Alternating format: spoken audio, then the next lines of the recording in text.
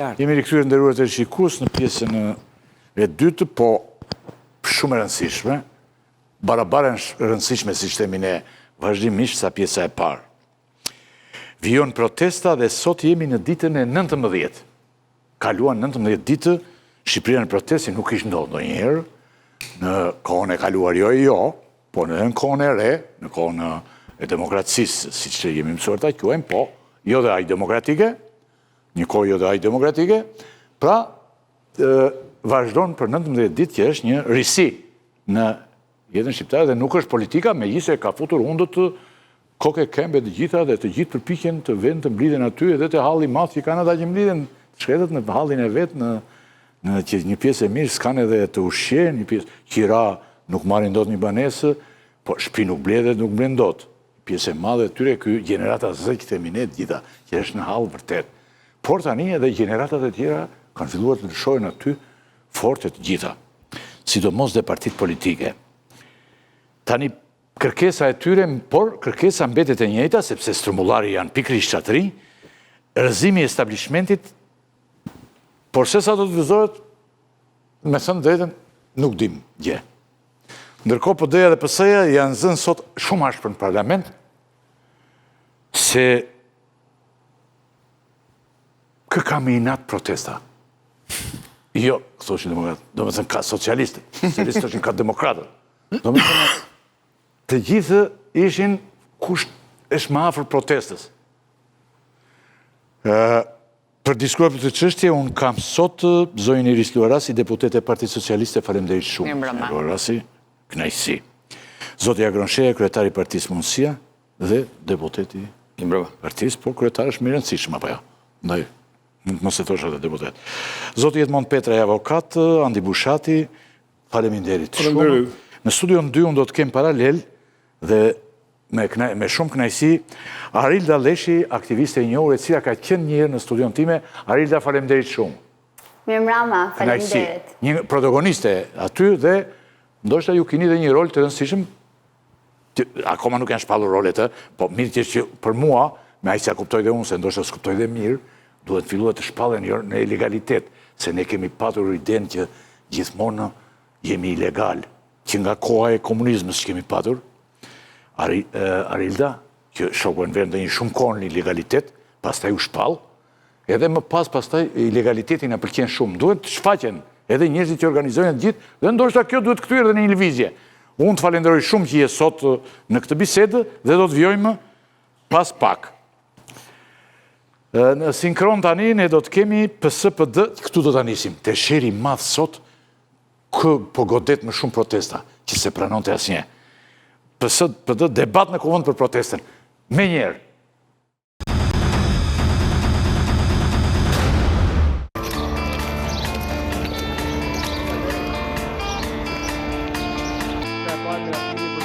Nuk keni asnjë të drejtë të injoroni qindra mijëra shqiptar që kanë 18 ditë me flamurin e lirisë në dorë, sakrifikojnë orë të tëra.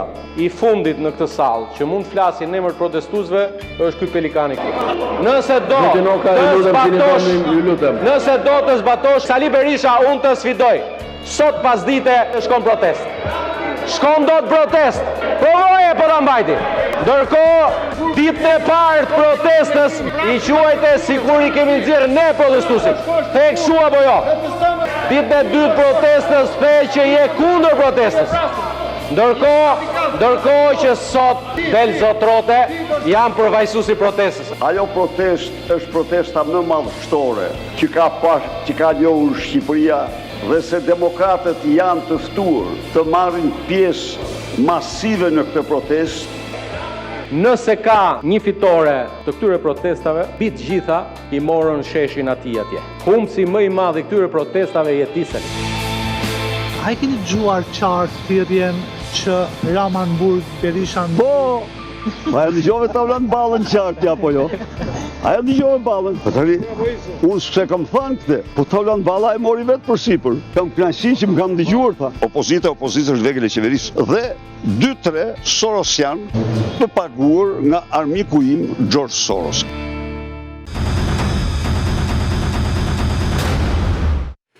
Pra, ishte një sinkron që ne këshim përgatitur të dy palët, do me thëmë, PSPT tani duen edhe pronësi mbi dhe akuzojnë fort, si që vu të retë, ndërruar të shikus, godasin fort dhe akuzojnë fort që cila palë s'ka punë me protestën. Sikur njëra është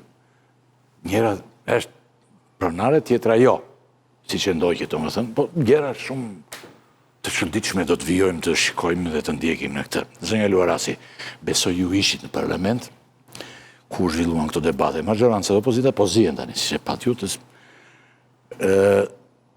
se cilin po godet me shumë protesta. Bile po të vëshreti, ata thonë për shumë Ramanburg, Berishamburg. E eqin këta dhe vën Balluku, këta që futen Raman dhe Ballukun, dhe eqin doktorin, një pjesë. Bile e pyetën dhe jashtë doktorin me Sakurare unë, i thanë, ore, kjo është kjo parulla Ramanburg, a i tha për balën. Kër e ka bërë a i, do me thonë ja edhe një tjetër të gjithë. Tani ju nuk, paka shumë, nuk e ke vënë re që të dyja palët nuk i duan këta, me thënë drejtën tani. Protestusit. Po. Protestusit, një pjesë e protestusve, jo të gjithë, sepse ti ke në protest, ke njerëz që përfaqësojnë interesat ndryshme. Ka njerëz që janë pro Trumpit kundër Trumpit, pro Izraelit kundër Izraelit, njerëz që kanë kauzë ndryshme, pro LGBTI-s, kundër LGBTI-s, pro familjes, për barazin gjinore, kundër barazis gjinore, etj. Do me thënë, protesta ka, se cili aty shkon, edhe mendoj që kjo është një nga gjërat e bukura që ka kjo protest, që se cili shkon aty për atë gjën e vetë që mendojnë që duhet ndryshoj. Edhe, në fakt, unë në kam thënë dherë tjera, që shqiptarët kanë pafund arsye për të protestuar, kjo as nuk diskutohet, por për mënyrën se si filloi protesta, për pjesën që kishte lidhje me investimin, mendoja që ky nuk ishte rasti, dhe në fakt, tani mbas kaq shumë ditë proteste, ti shikon që në fakt çështja që ka lidhje me investimin nuk është më kauzë e protestës, aq shumë sa që ishëm përpara, se patjetër që aty brenda ka njerëz që vazhdojnë ta kenë kauzën e investimit kauzë të tyre të rëndësishme. Një pjesë e protestuesve kanë kaluar tek pjesa që duhet iki establishmenti i vjetër, që përfshin këtu të dyja partit kryesore, edhe Partinë Socialiste dhe Partinë Demokratike. Por aty brenda ka dhe njerëz që nuk duan edhe partitë e reja. Sepse kemi parë gjatë ditëve të protestës, njerëz që thonë që nuk duam të kemi fare përfaqësues nga partitë, sepse ne jemi një lëvizje totalisht e re, edhe aty ka vërtet jashtëzakonisht shumë. Lëvizje nuk janë ata. Ju keni qenë aty? Ku i keni parë këto për partitë e reja? I kam parë në për rrjetet sociale, i kam parë në të gjitha në për media. Përse unë vete kam nën ditë që vete çdo ditë dhe mua nuk kam dëgjuar një Agron të mbaroj dhe të pëse do fërë. Okej. Jo, do me thënë, aty kanë qenë edhe përfaqësues Partisë Demokratike, po kjo do me thënë që ata nuk thonë Berishamburg. Nuk do me thënë asnjë gjë, kjo që thua ti që ke qenë s'ke qenë, se të qenë apo jo atje. E kemi dëgjuar, okej. Në ditët e sotme të rrjeteve sociale, ke pafund mënyra për të... Do këtë parë, këtë heterogenitet, unë i kam bërë pyetje vazhdimisht. Lubonjën për shembull e pyeta që kishin lidhje dhe tha të njëjtën gjë që të pyetjen që bëra unë. Është shumë heterogjen ata. Se aty gjen njerëz nga më të çuditshmit. Dhe mirë bëjnë. Pyeta njërë Bushatin, mirë bëjnë tha, është drejtë e tyre. Edhe kjo është gjëja që po them dhe unë. Kështu që për këtë arsye them që ka njerëz që nuk duan fare asnjë lloj nga ajo që është deri tani politike dhe duan të krijojnë një politikë të re. Njerëz që s'kan ku të vënë, për shembull, vënë atje. E drejtë e tyre edhe kjo, po në fakt, me që kemi edhe zonjushën në studion tjetër, doja t'i bëja një pyetje që si e kanë menduar, në fakt, do me thënë, kush është gjëja që se kjo deri tani jo, të pyesë dhe Bushatin unë dhe këta, Agronin dhe Bushatin, për këtë që apa, dhe pastaj Arildën e kemi të posaçme për të thënë a kthe do të kjo në një lëvizje dhe ç'rol ka për shembull Arilda personalisht aty. Eksakt. Të cilën një sekond, pak minuta sa të pyes Bushat, ti e ndoqje tani këtë që ndodhi në parlament dhe që secili kërkon ta pronësoj këtë si Po, ajo që kishit vënë re juve është shumë, atë përshtypje m'la dhe mua. Do me thënë, një lloj droje, se atje, pra, ja idhnin protestet njëri tjetrit, pas njëri nuk dilte kundër. Sepse ata, çdo politikan e di që shumë jo popullore t'i kundërvjesh. E provoi Rama në fillim, po pastaj edhe Rama e zbuti gjuhën. E pa që është e pamundur, sepse një pjesë e madhe e opinionit është me ata. Dhe kjo është puna, do më thënë unë ka rreth 1 javë gjys 2 javë, unë edhe për arsye profesionale kam shumë defekt që mundohem të ndjek parlamentin, duke i parlamenti dhe debati atje një vjetërsirë si një gjë era myk që vinte nga i kohë tjetër, ndërkohë që në shesh ka kërkesa krejtësisht të reja, ka një vizion komplet tjetër për atë që duhet për Shqipërinë, e ndërkohë gjosh një debat që e ka dëgjuar që para viteve 2000. Pra, kjo ishte impresioni i parë. Në një farë mënyre, kjo protest e ka delegitimuar dhe atë parlament. Le që ato drama, jo 800.000 vota, jo kështu. Njerëzve i duken të vjetër, që bëjnë debate shterp, debate pra që nuk janë më në paralel me shqetësimet e shoqërisë. Dhe prandaj futen në të tillë rrjedhë absurde. Do them. Qartë, Agron ti i pe këto skenat ti me ke ishe. Unë isha aty në fakt, dhe jam totalisht dakord me atë që tha Bushati. Është patetik, duket sikur vërtet janë diskutime që bëheshin, janë të njëjtat dhe injorojnë atë që realisht po ndodh. Të flasësh për protesta duke i parë ato sikur janë disa protesta që po bëhen, është realisht të duash ta zvoglosh. Kjo është një revolt popullore, nuk janë thjesht disa protesta dhe ne shikojmë u bën 19, u bën 20, u bën 21. Është një revolt popullore kundër sistemit të vjetër. Nuk ka si diskutimi këtë gjë.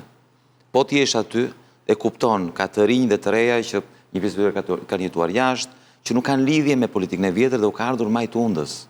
Dhe kanë pushtuar bulevardin, kanë pushtuar sheshin dhe duan një ndryshim rrënjësor, nuk duan diçka ndryshe, duan një ndryshim rrënjësor.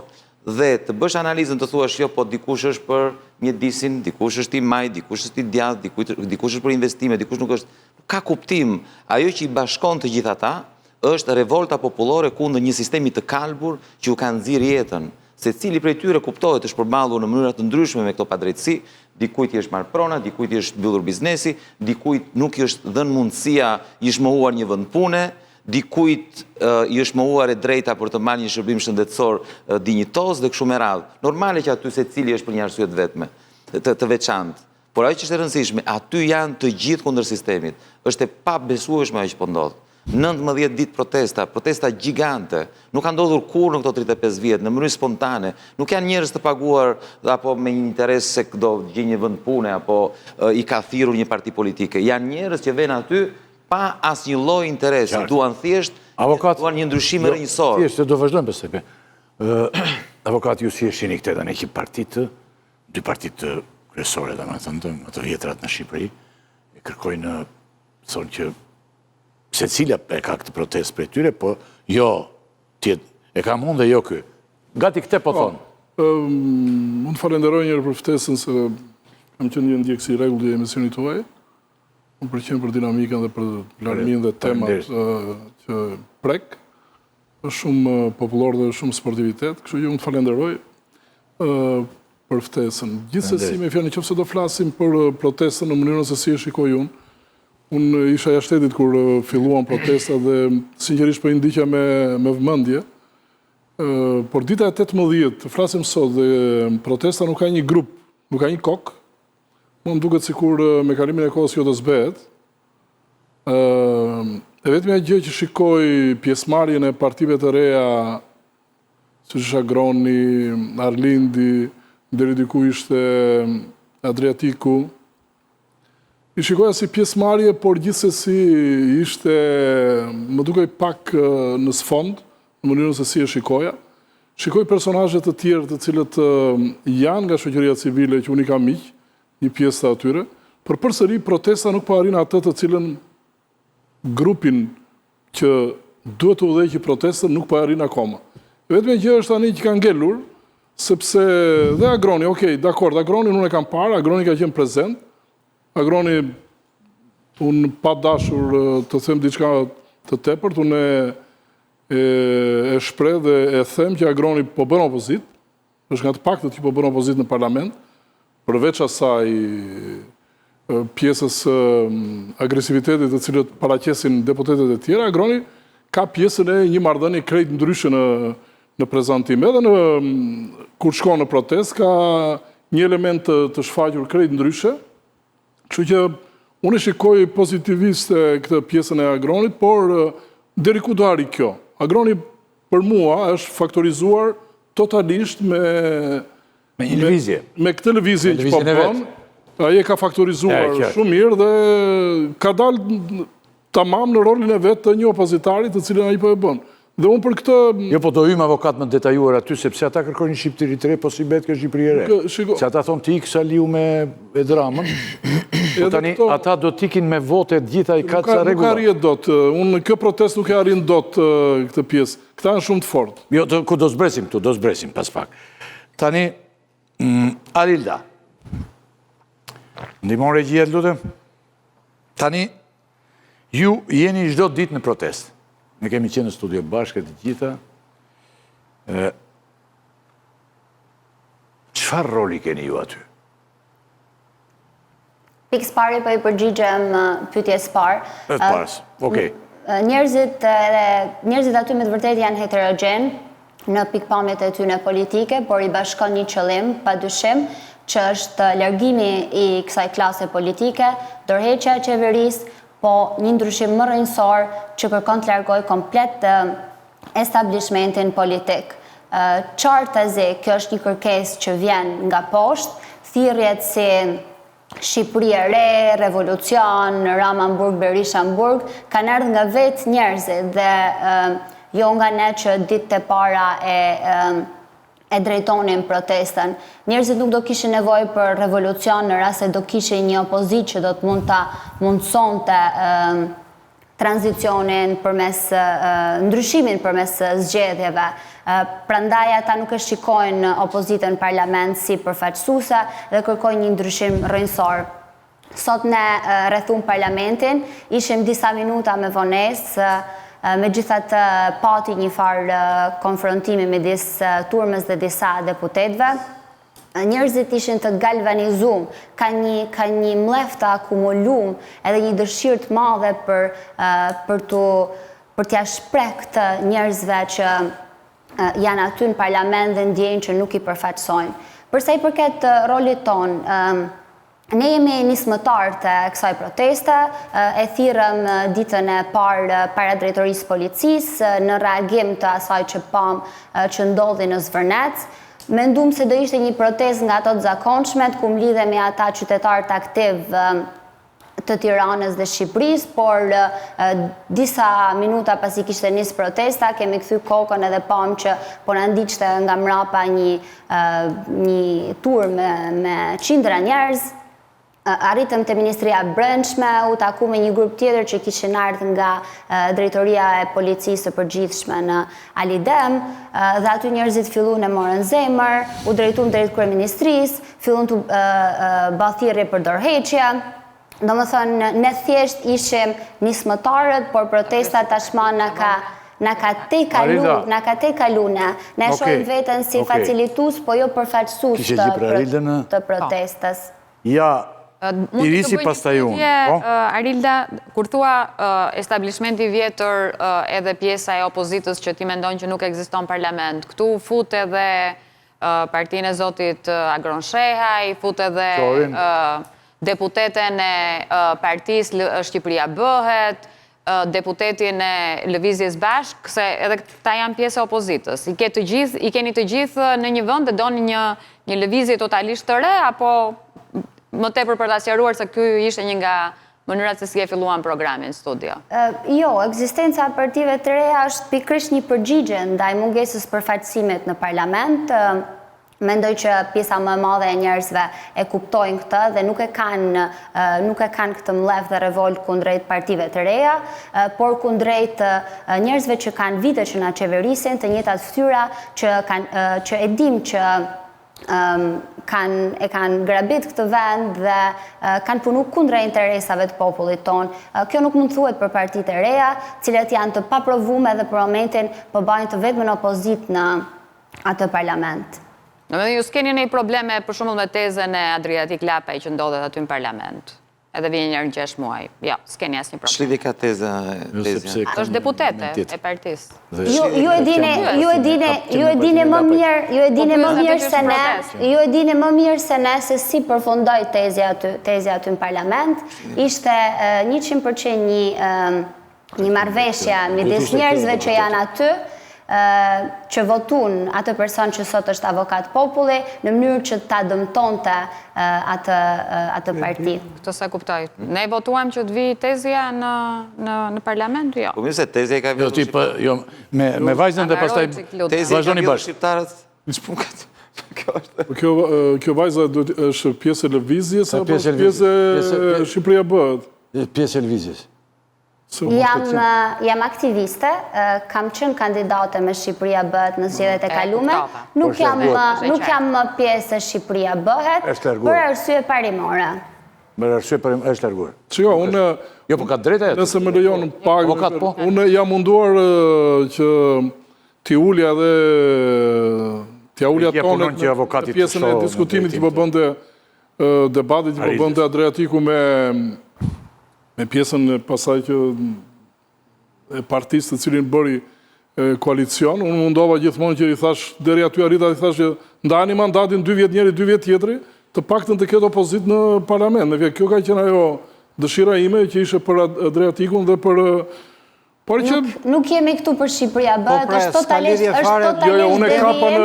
totalisht devijemi bisedës, unë jam aktiviste, kam qenë aktiviste, kam qenë dhe kandidate. Se kuptove ku e kisha unë, sepse unë e nuhata atë se ti e dhije shumë mirë komunikimin se që ndodhe me Shqipëria bëhet edhe për ndaj dhe unë arrita të kuptoj, po gjithësësi s'ka problem. Ore, mos dukemi dhe ne si ata në parlament, se tjetër mua bet po bëjmë ne. Se cili fotat e që me Ore, pse unda Shqipëria bët, po flasim edhe për kamnatin botror, po...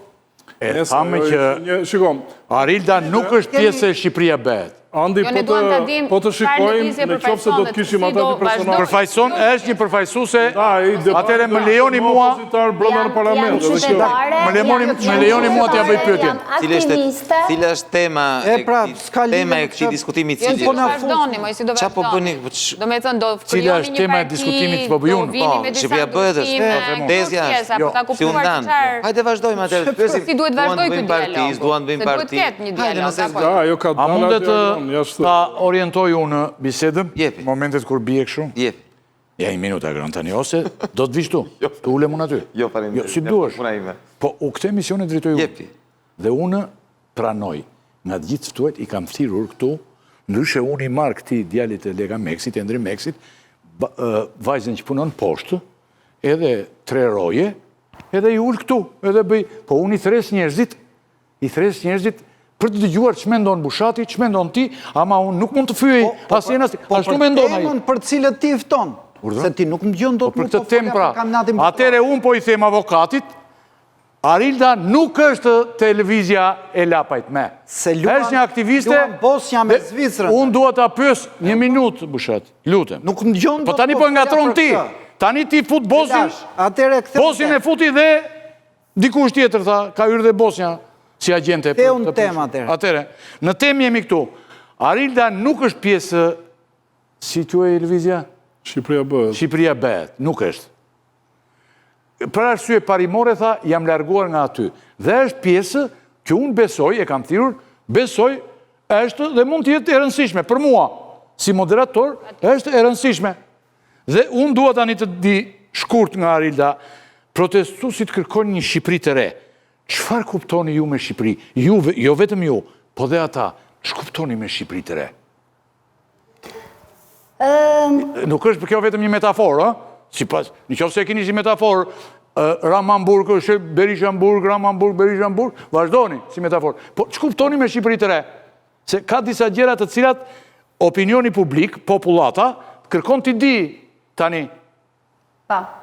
Atëherë, ne kemi dalë me një deklarat politike si protest, me gjithatë si që thash, nuk pretendoj të përfaqësoj përpikmërisht gjithë protestën, po them pak a shumë mendimet e mia se si e shoh një Shqipëri të re.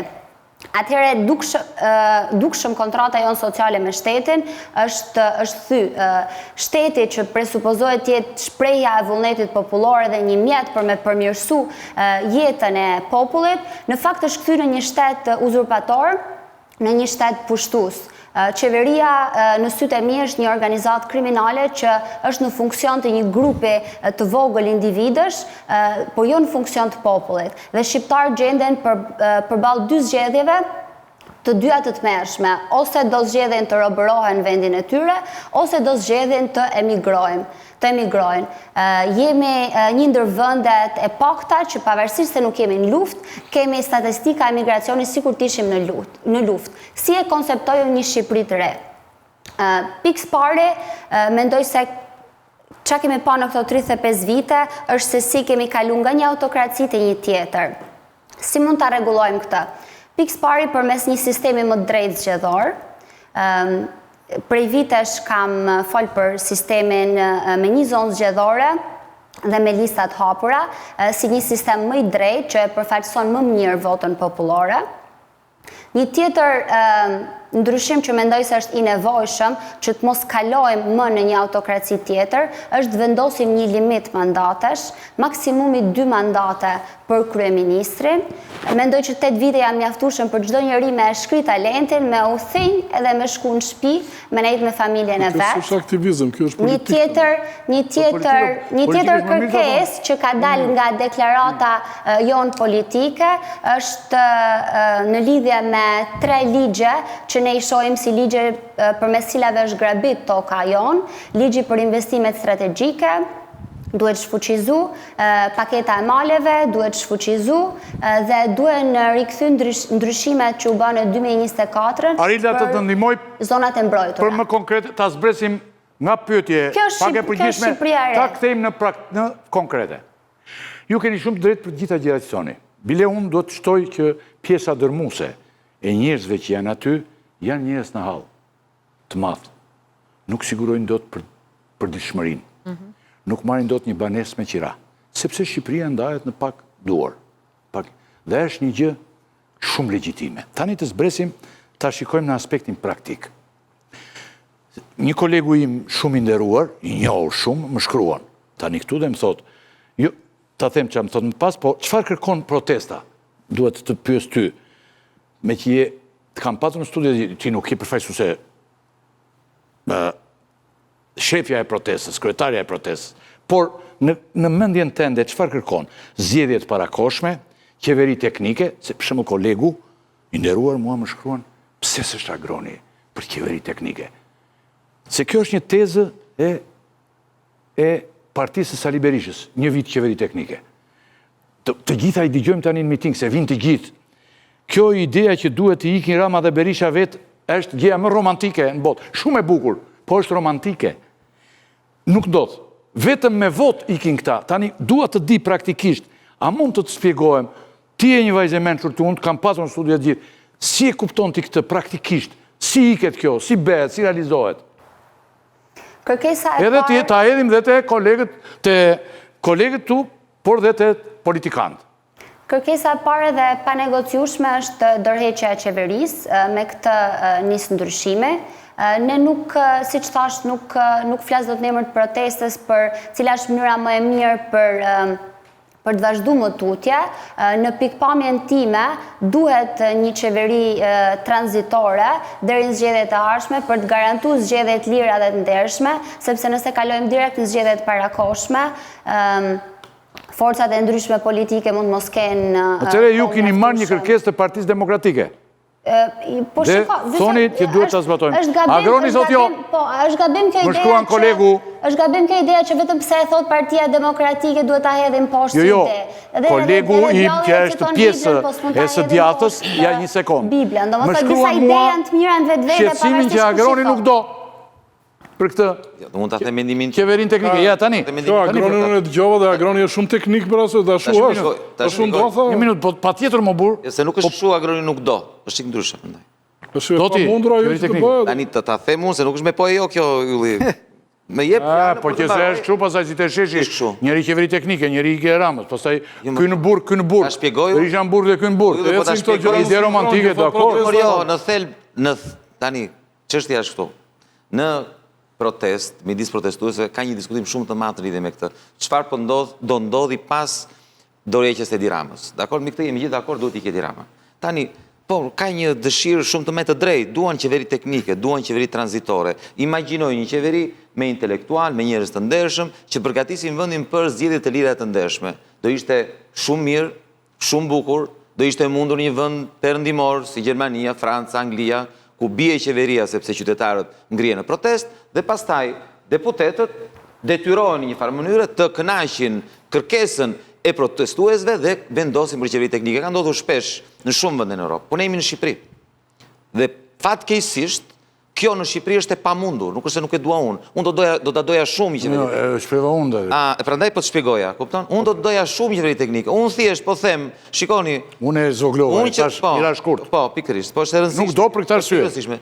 Sepse është e pamundur, është thjesht e pamundur. Sepse që një qeveri teknike duhet të votohet nga Edi Rama që ka majorancën në kuvend. Është e pamundur. Çështja është, si Edi Rama, Tauland Balla, Belinda Balluku, s'kan për të votuar kur një qeveri të pavarur nga ta që të mbrojnë zgjedhjet e ardhshme pikërisht nga ata, të luftojnë ata.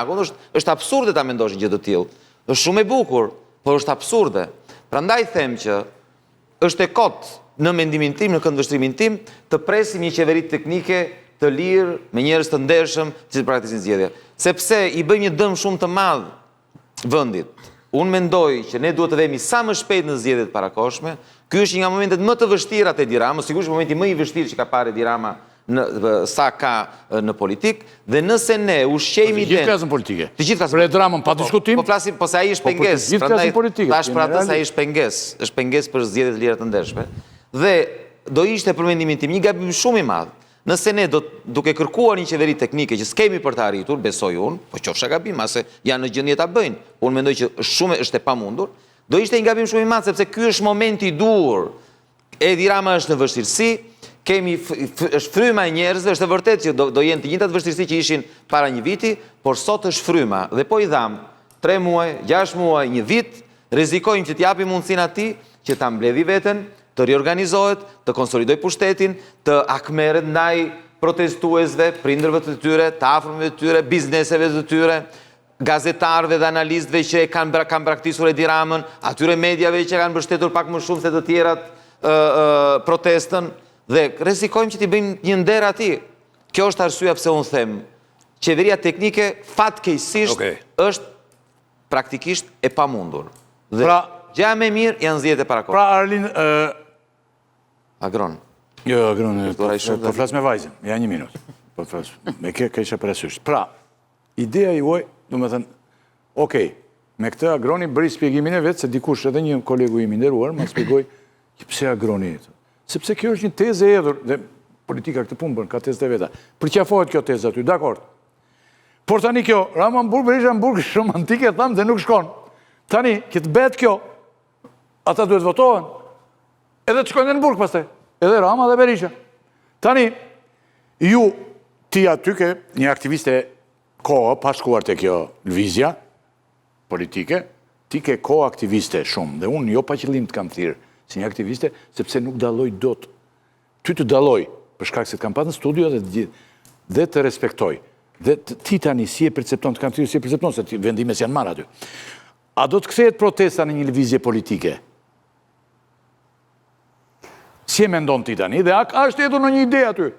Qa do bëhet, do vazhdoj, se kjo mund vazhdoj dhe 2 vjetë, si në Sërbi. Ajo që mund të me sigurisht... Pasi ra qatia, aty, vazhdoj 2 vjetë. Si do bëhet, si e mendoni? Si e keni menduar ju? Pyetja ime. Ajo që mund të me sigurisht që nuk ka asnjë diskutim konkret për diçka të tillë, për ta kthy grupin që merret me mbarvajtje në një parti politike ose grupime të tjera që flasin për diçka të tillë. Sigurisht ka njerëz që e kërkojnë, por mund t'ju garantoj që nuk ka diskutime të tilla.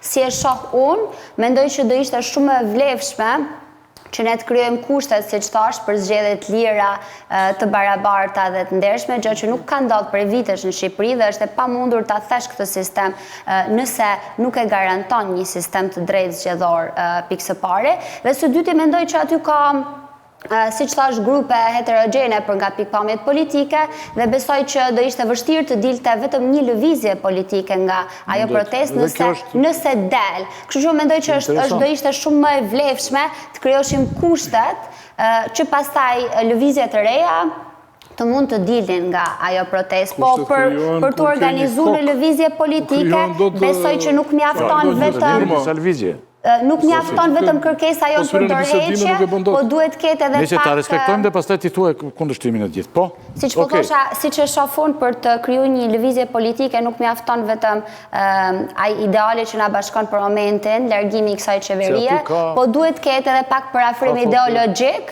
dhe siç thash aty shoh rryma të ndryshme, kështu që besoj që gjëja më e mirë që mund dalë nga kjo protest është krijimi i kushteve për zgjedhje të barabarta që nuk i kemi pa prej vitesh. Qartë. Atere, kthehemi te paneli për këtë gjë që unë hodha në diskutim. Politikanët në fillim, jemi përballë, zonja Luarasi, protestuesit në shesh flasin për korrupsionin, emigrimin masiv, kapjen e shtetit e me radhë. Tani, unë do të fare shkurtër të ç'mendon ti për këtë problem? Shindojnë problem të mënyra se si qeveriset Shqipëria ose si është qeverisur në këto 3-5 vjetë se bëllë probleme duket se ka. Apo gjitha ty duket mirë se ju jeni politikane dhe do bëni punën e politikanes. Por kjo është një pyetje e shkurtër dhe pastaj për të mbritur këtu. Kjo pyetje që edhe në fillim do me thënë çfarë duhet bëhet me këtë dhe si do të alternohet më tej me këtë lëvizje. Se dëgjojmë për shembull kryeministin që del dhe thotë që ka ndryrë Irani, ka ndryrë Pakistani, jo, nuk është ten, po vendet tjera. Del doktori thotë në fillim e sulmoj me të gjitha armët, pastaj thotë ne e kemi këtë protest, del dhe jashtë thotë e kemi ne e të gjithë. I thotë deputetëve shkoni? Po i thotë deputetëve shkoni tani atje. Simpatizantëve shkoni? Pra të gjithë, privatizimi. siç e tha dhe Bushati, e ka zbutur tonet dhe ai, ky tjetri nga armik u bë mik. Si e mendon tani ti? Çka, unë thash që në fillim, Zoti Rakipi, kur thash që kjo është një protestë qytetare, njerëzit kanë arsye për të protestuar, sigurisht që nuk jam një nga njerëzit që mendoj që në Shqipëri zero korrupsion, çdo gjë shkon mirë, as e kanë thënë këtë ndonjëherë, as kanë për ta thënë ndonjëherë. Sepse patjetër që ne jemi një vend i varfër, një vend që ka korrupsion, një vend që i mungon ndonjëherë transparenca, siç ishte rasti i investimit strategjik. Këto janë probleme që nuk diskutohet edhe nuk hiqet asnjë presje. Zonja Luarasi, a keni reagu për kërcënimin që ka marrë kolegja juaj Mariana Koçeku nga bandat? Tani të mbaroj një herë, kam të njëjtin dhe do t'ja patjetër përgjigje, po të mbaroj një herë përgjigjen e asaj që po thoja. Dhe a mund ta mbaroj lutem? Ka një përgjigje të zonjës dhe të partisë së zonjës, një minutë. Lutem. Do ta çojmë këtu, ta devijojmë te Koçeku. Dhe te 10. Do të shkojmë te 10. Jo. Te problemet që përmendi e ka... Në qoftë se... Jo, let ma dërgoj mua. Ja, Koçeku, në qoftë se ndjek emisionin, ose telefonoj, regjia ti telefonoj Koçekut, dhe le të nxjerrë kërcënimin. Ku është? Të nxjerrë kërcënimin. Reporter Pikal ka nxjerrë një artikull, është një media shumë e besueshme, ajo i ka pa mesazhet dhe thotë që është kërcënuar gjithsesi. Jo, ta shikojmë. Ajo mund të jetë kërcënuar dhe me vdekje, më. E pranojmë të gjithën. Po tani po dolim kaluam këtu, ne fragmentizojmë bisedën. Kemi hyrë në një pikë të rëndësishme të bisedës. Çfarë do bëhet me protestën? A do vazhdoj kjo halli i madh që ka ky popull, që është vërtet shumë i madh, e tjerat, pastaj kalojmë një pyetje te Koçeku. Po një ndër arsyet kryesore pse protestojnë njerëzit, Zoti Rakipi, ju dëgjuam juve me shumë vëmendje, edhe nuk ndërprem asnjëherë. Tani mendoj që kam kohën time për të folur, edhe mendoj që... Unë do ta kthej në pyetje këtë për Koçekun, ç'mendoni për Koçekun të gjithë. Po nëse ma kalon te Koçeku, ma prish, se hodha një pyetje, i hodha zonjës një pyetje dhe pres përfundimin. Çfarë do thotë kjo? Çfarë do thonë kolegët? Politikani tjetër dhe juristi dhe kolegu. Po? Kështu që për këtë arsye them që ka njerëz plot aty që janë miq tanë, aty ka shok që janë të fëmijëve tanë, pas një lloj diskutimi që ti nuk mund të mbyllësh sytë dhe të thuash që njerëzit këtu jetojnë shkëlqyshëm edhe nuk kanë asnjë arsye. Edhe relativizon pak tjetër. Jo, nuk e relativizon. Relativizon se tani. Ata s'kan bukë të anë aty. Patjetër pra, dhe kjo tani do më dëgjosh se njerëz që nuk kanë bukë të anë, kjo nuk është vetëm një histori shqiptare. Po s'marin do të një shpimi qirajnë. Dhe them që Shqipëria është një vend i varfër. Kjo ishte arsyeja kryesore pse thash që shqiptarët kanë 100 arsye për të protestuar, po jo kur vjen fjala për investime strategjike që sjellin të ardhura. Si i sjell ti ata që kanë hikur nga Shqipëria, nëse nuk ka vende pune. Si i rrit ti pensionet në një vend si Shqipëria, nëse ti nuk ka vende pune, edhe shton numrin e njerëzve që kthehen nga emigrimi, se unë nuk po them që shqiptarët nuk emigrojnë. Emigrojnë me ritme të frikshme. Si i kthen ti, cilat janë politikat që bën qeveria për t'i rikthyer këta? Së të vinë më nga që ka ikur jashtë? Jo, nuk mendoj kështu. Ato vjeti, pa uje, pa drita, pa siguri. Shqipëria është këtu në një vendi pa sigur. Që vazhdojnë të kthehen, si që ka njoft njerëz që vazhdojnë të ikin. Kështu që për këtë arsye them që protesta filloi për pjesën e flamingove dhe tani nuk kemi vë më vetëm... Është shumë e madhe. Prandaj po them, ka kaluar në një dimension tjetër. Dhe në fakt, po të dëgjosh njerëz edhe nga televizionet i kanë parë, që kur i pyesin njerëzit në protest, që a jeni pro investimit, një pjesë e mirë e tyre thonë që janë pro investimit. Kur vjen fjala për investime strategjike, ligji për investime strategjike është një ligj që është duke u ripunuar, sepse ne jemi në procesin e hyrjes në Bashkimin Evropian. Dhe kjo gjë nuk bëhet në qoftë se ti nuk sjell disa të ardhura në Shqipëri, në qoftë se ti nuk përmirëson legjislacionin.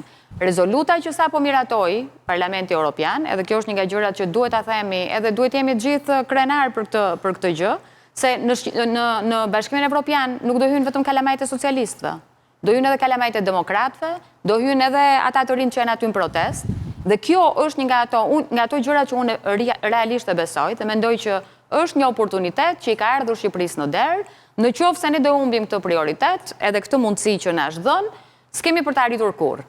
Ne kemi qenë në të njëjtat studio me të njëjtët njerëz 2 vite më përpara, që bënin shaka dhe thonin që po si do hapen këto kapitujt. Kapitujt u hapën në kohë rekord. Kalove dhe ti te Korçeku. Jo. Kalove te Korçeku. Jo, nuk po kaloj Korçeku, po kaloj si Korçeku që më kaloj ajo. Dhe për t'i dhënë përgjigje. Se tani kjo Bashkimi Evropian nuk hyn fare tani këtu në këta që kanë dalë aty. Jo, patjetër unë mendoj që është pjesë e të gjithave, ajo që ndodhi dje në Parlamentin Evropian është pjesë e gjithë kësaj gjëje që ne po flasim. Në Bashkimin Evropian dje ti pate 4 amendime dhe njëri prej tyre ishte amendimi që u kërkua për zonën e Zvërnecit dhe që u rrëzua nga Parlamenti Evropian, që ishte nominalisht Jared Kushner dhe që u rrëzua nga Parlamenti Evropian. Në Parlamentin Evropian, gjithashtu është thënë që ligji për investime duhet rishikuar sepse është pjesë e procesit të skrinit dhe ne nuk hyjmë dot në BE, nëse nuk kemi një ligj për investimet që është në të njëjtat linja me atë që ka Bashkimi Evropian. Ne nuk hyjmë dot në Bashkimin Evropian nëse nuk do shohim edhe ligjin për zonat e mbrojtura, nëse nuk do kemi edhe studime edhe detyrat që i dha po prapa amendimi 17, që ka lidhje prap me gjithë procesin e projekteve dhe zhvillimit të mjedisit. Pasaj për të kthyer përgjigje edhe asaj pyetjes që më bëri zonjusha, patjetër. Ta bëj pyetjen vetëm unë atë në vonë se po dolëm te ajo Korçeku, dalin disa pak nagjur, kështu që vazhdojmë. Ta bëj pyetje me vete. Ç'mendon për Korçekun, ç'mendon? Duhet ta them këtë gjë. Se ndërpreva, agronin e ndërpreva, unë atë vajzën e ndërpreva. Dhe tani do të duket sikur unë të lë të flas. E dëgjova me vëmendje përfaqësuesin e majorancës. Tani ajo që më vjen në mend ndërkohë që dëgjoj, them ju bëni sikur nuk kuptoni. Ju vazhdoni e mendoni që ata mira qytetar kanë dalë aty 19 ditë dhe sepse do për Zvërnecin apo për mjedisin apo për unë shoh pash edhe dje Flamingo. Por prandaj po them ju bëni sikur nuk kuptoni. Ata kanë dalë sepse duan të zhdukin klasën e vjetër politike. U ka ardhur majt undës. Ata duan dorëheqjen e Edi Ramës. Sepse ka një pakënaqësi të jashtëzakonshme. Nuk kanë më besim, nuk e duan më. Shumë e thjeshtë. Ju vazhdoni e merreni tani me Flamingot. Nuk është më çështje Flamingosh kjo. Duan që Edi Rama, bashkë me klasën e vjetër politike, të dali para drejtësisë dhe të japi dorëheqje. Duan një Shqipëri tjetër, duan një Shqipëri ndryshe, ku mund t'ja dalësh me punë të ndershme. Janë qytetar, janë perëndimor. Apo ja? Urdo? Që nuk i çon investimet jashtë, po i mbajnë brenda. Po ç'lidhje ka kjo? Kjo ka lidhje, po s'ka lidhje kjo fare. është Shqipëria që duam, apo jo? Shqipëria që duan ata duan investimet huaja, duan të shkeme të, po i duan në mënyrë transparente. Dhe ne i pam se çfarë janë investimet e huaja. Ke 2 dosje të Spaku dhe arrestimet që ka bërë Spaku në muajin e fundit, që tregojnë se kush janë këta që po sjellin investimet e huaja. Për çfarë quani ju investimet huaja? Paratë e trafikut drogës që vinë nga jashtë, vinë këtu, ju i quani investimet e huaja? Ku janë këto investimet e huaja? Ka dy vëllezër nga Katari që do bëjnë këtë investimin. Janë njerëzit nuk i bëni dot për njerëzit që janë në njerëzit dhe mos vërë në gojën time gjëra që nuk i kam thënë. Tani ta mbaroj dhe unë se unë të lash të prisit. Po tani mos më merë fjallët mua dhe mi përdorë ndryshe. Pastaj merë fjallën prapë. Unë po të them që këto që thoni ju zdash kanë këta... Mos analizoh fjallët e mija të thuaj ato që do të mendosh ti vetë. Falë, unë do flasë, do analizoj dhe fjallët e tuaja, juaja, se unë këtë punë, unë do jetë mendimin tim. Tani, më lidhë mbaro june, pastaj folë. Po atërë, në qofë se të analizosh, duhet të thuash ashtu si i thashon. Tani, mjavë të bëtë si kur nuk kuptoni. Nuk ka lidhje kjo me asë një investim. Kjo ka të bëj me një klasë politike që i kanë zirë jetën qytetarëve shqiptarë. Nuk ju duan më. Tani, unë një pyetje kam. Nuk ishte mundur, qëfar duhet të ndodhi më shumë? Sa veta duhet të mblidhe në rrugët e Tiranës që kryeministri t'i thrasi mendjes dhe të kuptoj që nuk e duan dhe duhet t'japi dorëheqje. Sa duhet të mblidhen? Si mendoni juve, zoti? Sa veta duhet të mblidhen? Zoti Shehaj, se jeni politikan më i vjetër se sa unë. Sa ditë duhet të mblidhen ata? Gapikamja e të bëri politik, jeni më i vjetër në politikë se sa unë. Dhe unë dua të di, ju si mendoni? Pastaj morën veshje ju ishit një militant e Partisë Socialiste. Kjo është shfarë e vërtet. Po, kjo është e vërtet. Kjo është shfarë e vërtet. Ata që ju kanë dëgjuar, çfarë nuk është e vërtet? Absolutisht. Urdo? Në shoqërinë civile ka punuar. Po, ka qenë në shoqërinë civile në mbështetje të Partisë Socialiste. Asnjëherë nuk kam qenë mbështetje Partisë Socialiste. Pastaj ose bëjmë personale. Qoftë se mendoj 5 gjëra. Unë kam qenë në shumë debate. Ose bëjmë personale, vazhdoni, po jo personale. Dhe kjo është ajo që po të them. Ju që jeni politikan shumë i vjetër se sa unë, si e mendoni? Si ndodh kjo? Që këta njerëzit thjesht ikin, edhe vjen ti në pushtet. Kjo është ajo që... Kjo është... Eksakt, pra. Zgjedhje pra, me zgjedhje kur dalin njerëzit në shesh, nuk ju të dorëheqje. Duhet të largohen. Po, absolutisht. Sa duhet të dalin? Për çdo, se këto duhet çdo. Kjo është protesta më e madhe që është në një Absolutisht, nuk është një protest spoti që Absolutisht, po nuk është një protest që e ke bërë ti. Kjo është protesta më e madhe e bërë në këto 35 vjet. Nuk është një protest që e ke bërë ti. Kjo është një arsye më shumë për të dhënë dorëheqje, sepse kanë bërë qytetarë. Berisha nuk është një protest që e ka bërë në parti politike. Janë qytetarët edhe nuk duhet të fshiheni mbrapa tyre. Kërkojnë dorëheqjen e Tiranës. Që të fitoni juve pushtetin. Nëse keni kurajë, nëse u ka mbetur pak moral, nëse u ka mbetur pak moral, morali është që investimet që bën Shqipëri bashkë Shqipëri, ky është morali. Morali nuk është që ti çosh investimet jashtë, siç bën ti. Dakor? Ky është morali, po flasim për moral.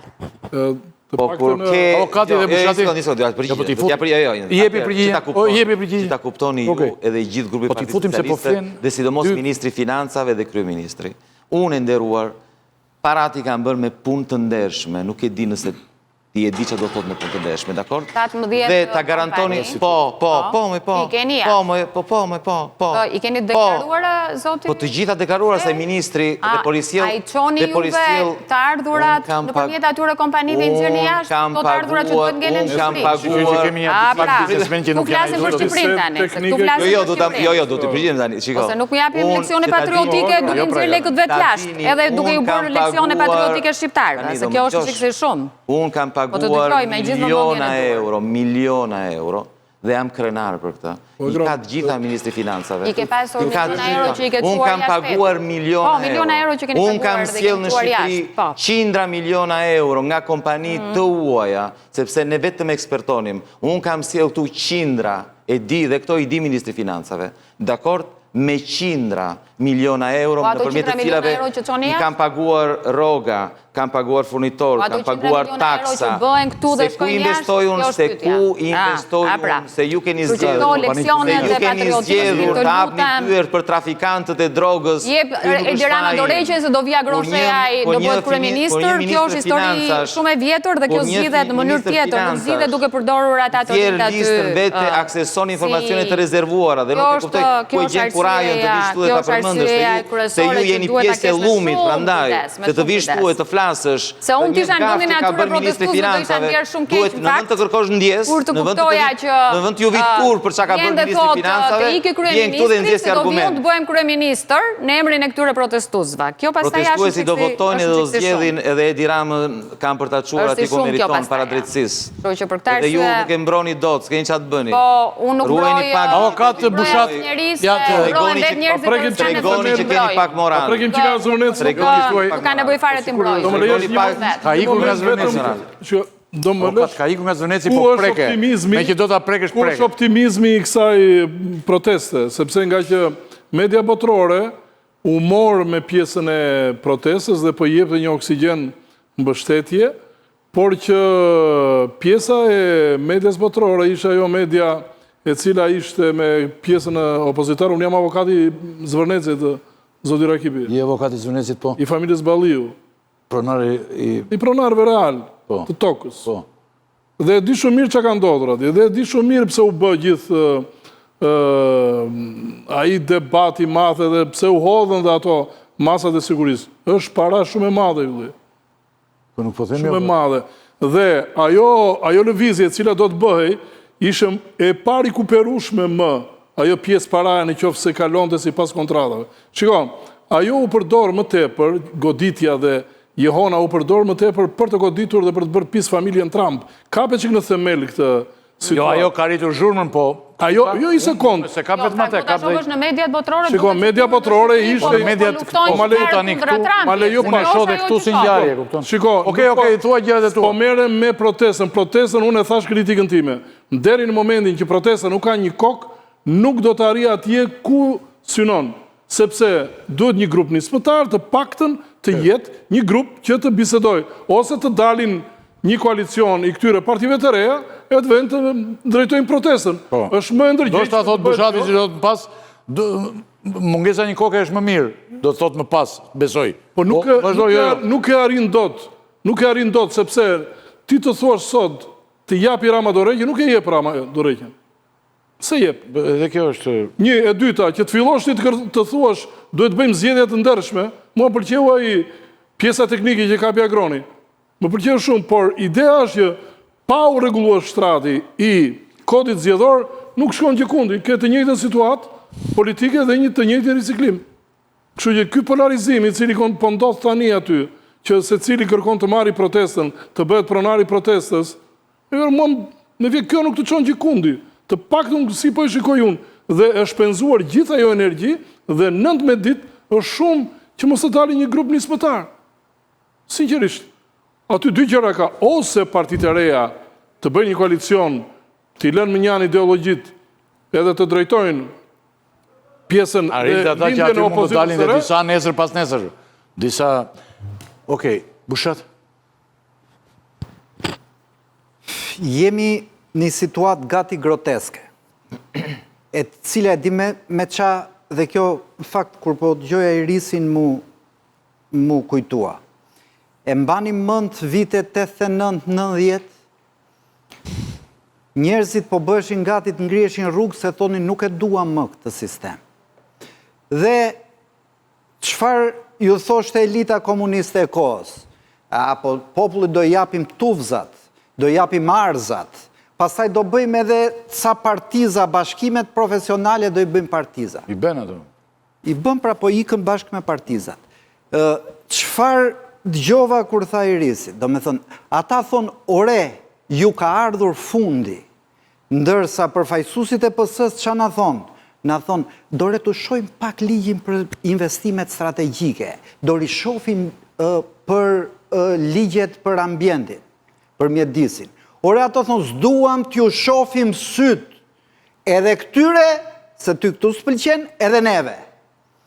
Pra, vetë mënyra se si kjo elite mykur po i përgjigjet protestës, që këtu tregon që këta kanë dalë jashtë loje. Dhe prandaj, nga që janë jashtë loje, çfarë kërkojnë? Të bëjnë këta një përfaqësi që të vinë e diskutojnë. E çfarë do diskutojnë? Mua, unë nuk jam nga ata që protesta më duket kaotike edhe pa qëllim. Qëllimi është i qartë. Shifni parullat kryesore. Thonë, Rama Tiki, Berisha dhe Rama në burg, natyrisht do i fusin burgat ati është metafor. Po, një mënyrë për dal nga loja. Ju erdhi fundi, prap. Pra, është një mjaft, stop, jemi deri këtu. Si arrihet politikisht jemi deri këtu, duke goditur njeriun që mban këmbë këtë sistem, i cili është Edi Rama. Pra, kërkesa është thelbësisht politike. I këti që jenë majtë kësaj piramidës që të shëmbet gjithë kjo piramidë. Ajo mund të marri Saliun, Agronin, Arlindin, Andin, nuk ka rëndësi. Puna është që kjo piramidë bashkë me atë që mban nga koka në themel, duhet tiki.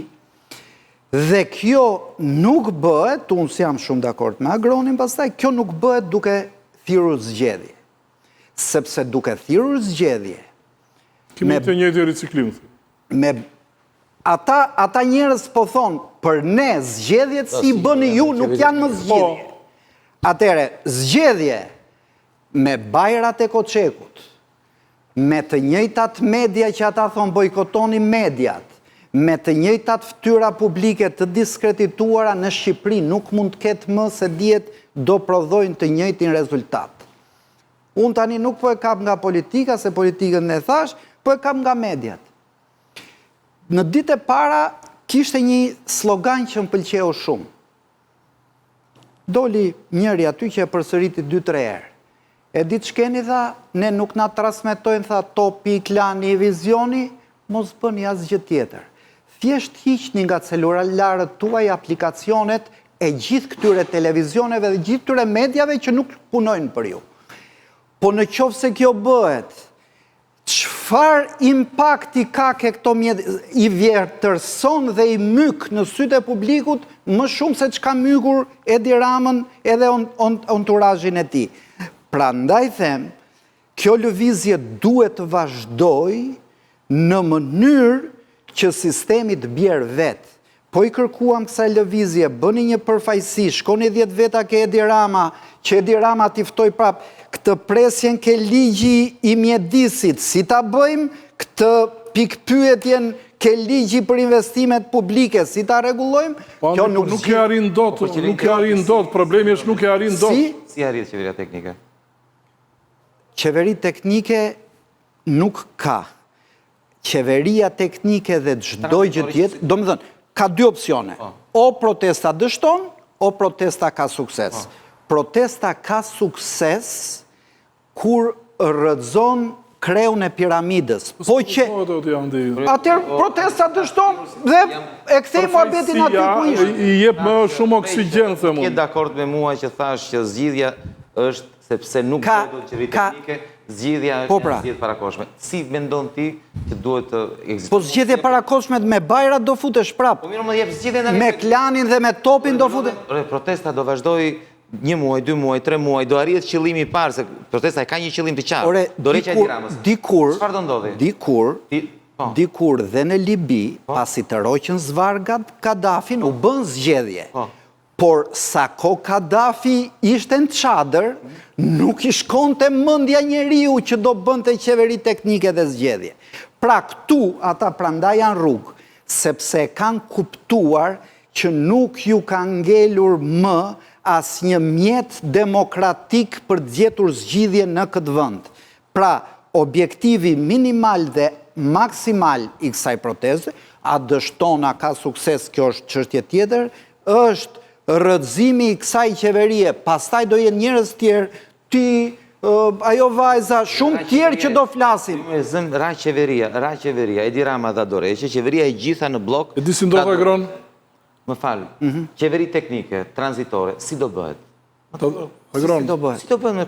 Kush da qeverisi këtë vënd? Agron, e vetëmja gjë që mund të presi protesta është... Një sekund. Agron, Apo do ta bëjnë, apo protestuesit do bëjnë Agron, një do t'ja qënë Edi Ramës dhe thot... Një sekund. Agron është e vetëmja formë si që ka menduar protesta. Ne kemi një precedent. Kemi precedentin e vitit 97, kur Sali Berisha në tentativë për të bërë diktator, kishte shumicën e parlamentit, 90% deputetëve, por nuk bëri qeverinë e vetë. Pra, kur populli të detyron të merë nga të mbathura dhe të nxjerr nga zyra, ky është e vetmja rrugë e suksesit të protestës. Pra, kur Edi Rama si Sali Berisha në 97-ën, ta marrin nga të mbathura dhe ta nxjerrin nga zyra. Çdo lloj zgjidhje tjetër, ulje në tryeza, bisedime për qeverira, bisedime për retushime, është dështimi protestës në optikën time. Shikom, Agron. Jo, pesë se është zime për zgjidhjen, se është rëndësishme, mund të jetë një mundësi, kjo që Agron, thotë... vetëmja gjë që ka parashikuar protesta. Agron, qeveria teknike... Agron, më lejo një minutë...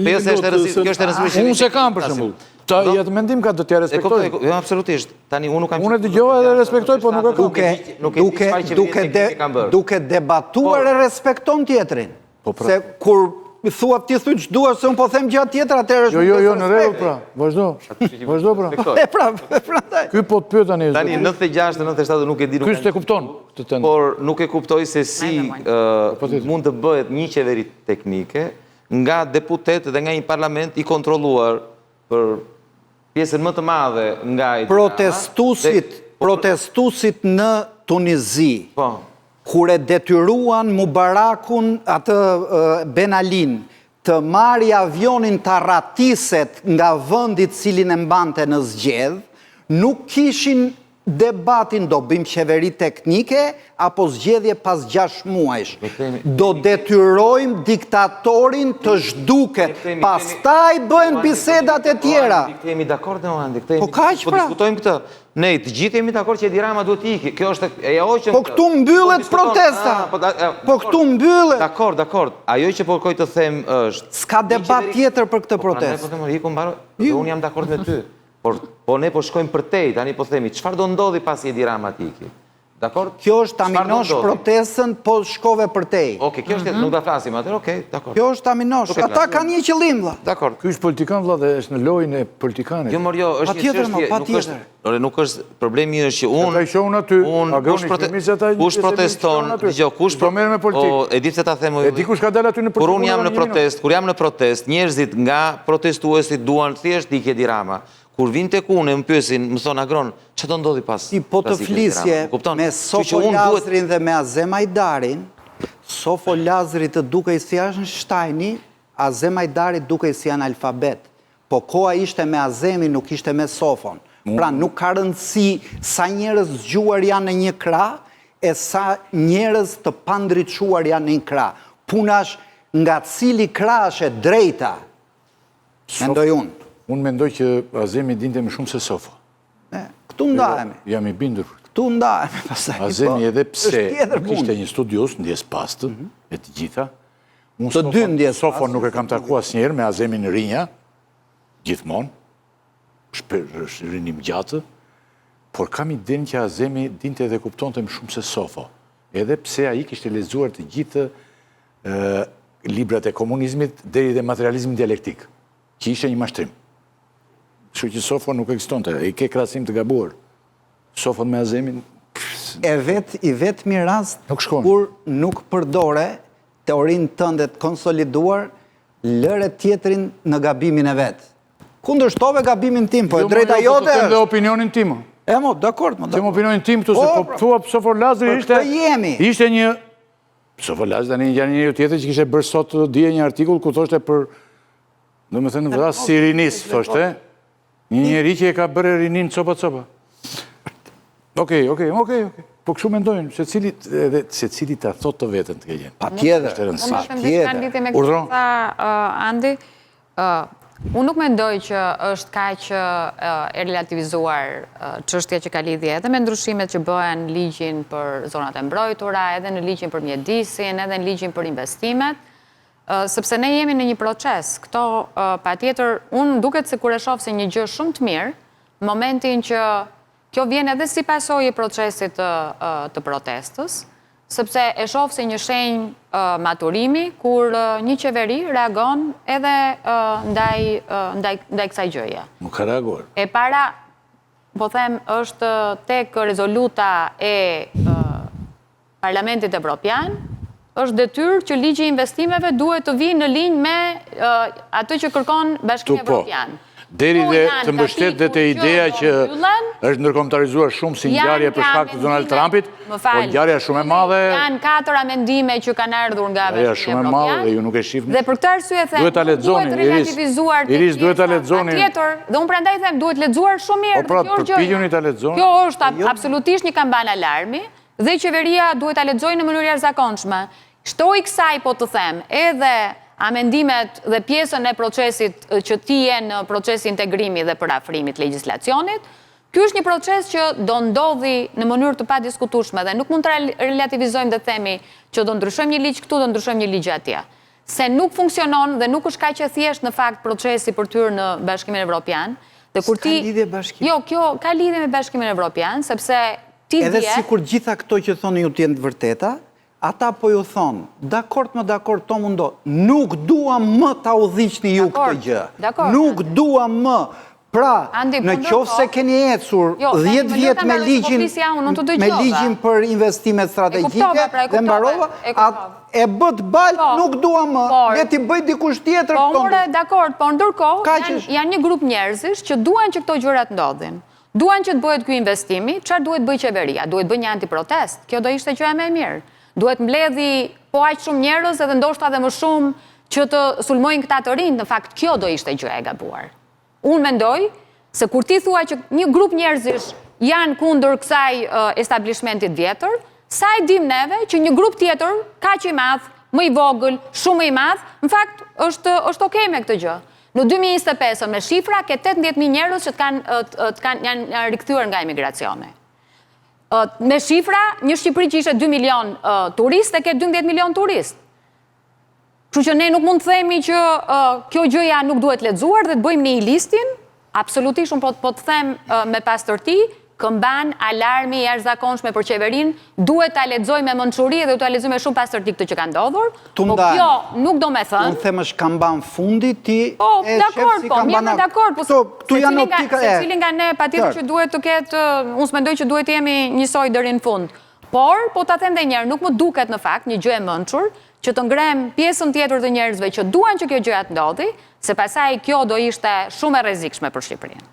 Ky do ishte skenar i frikshëm. Të paktën ajo që duhet të lexuar në gjithë këtë protestat dhe këto 19 ditë, duhet të jemi edhe korrekt për të parë edhe pavarësinë sociale. Ka arritur pika deri këtu që nuk durohet të më. Kemi një pavarësi sociale të jashtëzakonshme. Sot për shembull, fëmijët e mi. Që unë e di shumë mirë se janë marrë me gratë të dhunuara dhe di në skamje jetojnë, kështu e di në mënyrë të jashtëzakonshme. Ata këto, shiko çfarë kanë ata. Ka një je, të thash fëmijët e mi për shembull ishin foshnja në vitet 90, foshnja. Fare pak vjeç. Dhe shohin të njëjtën gjë dhe të njëjtit njerëz o zotëri. Është të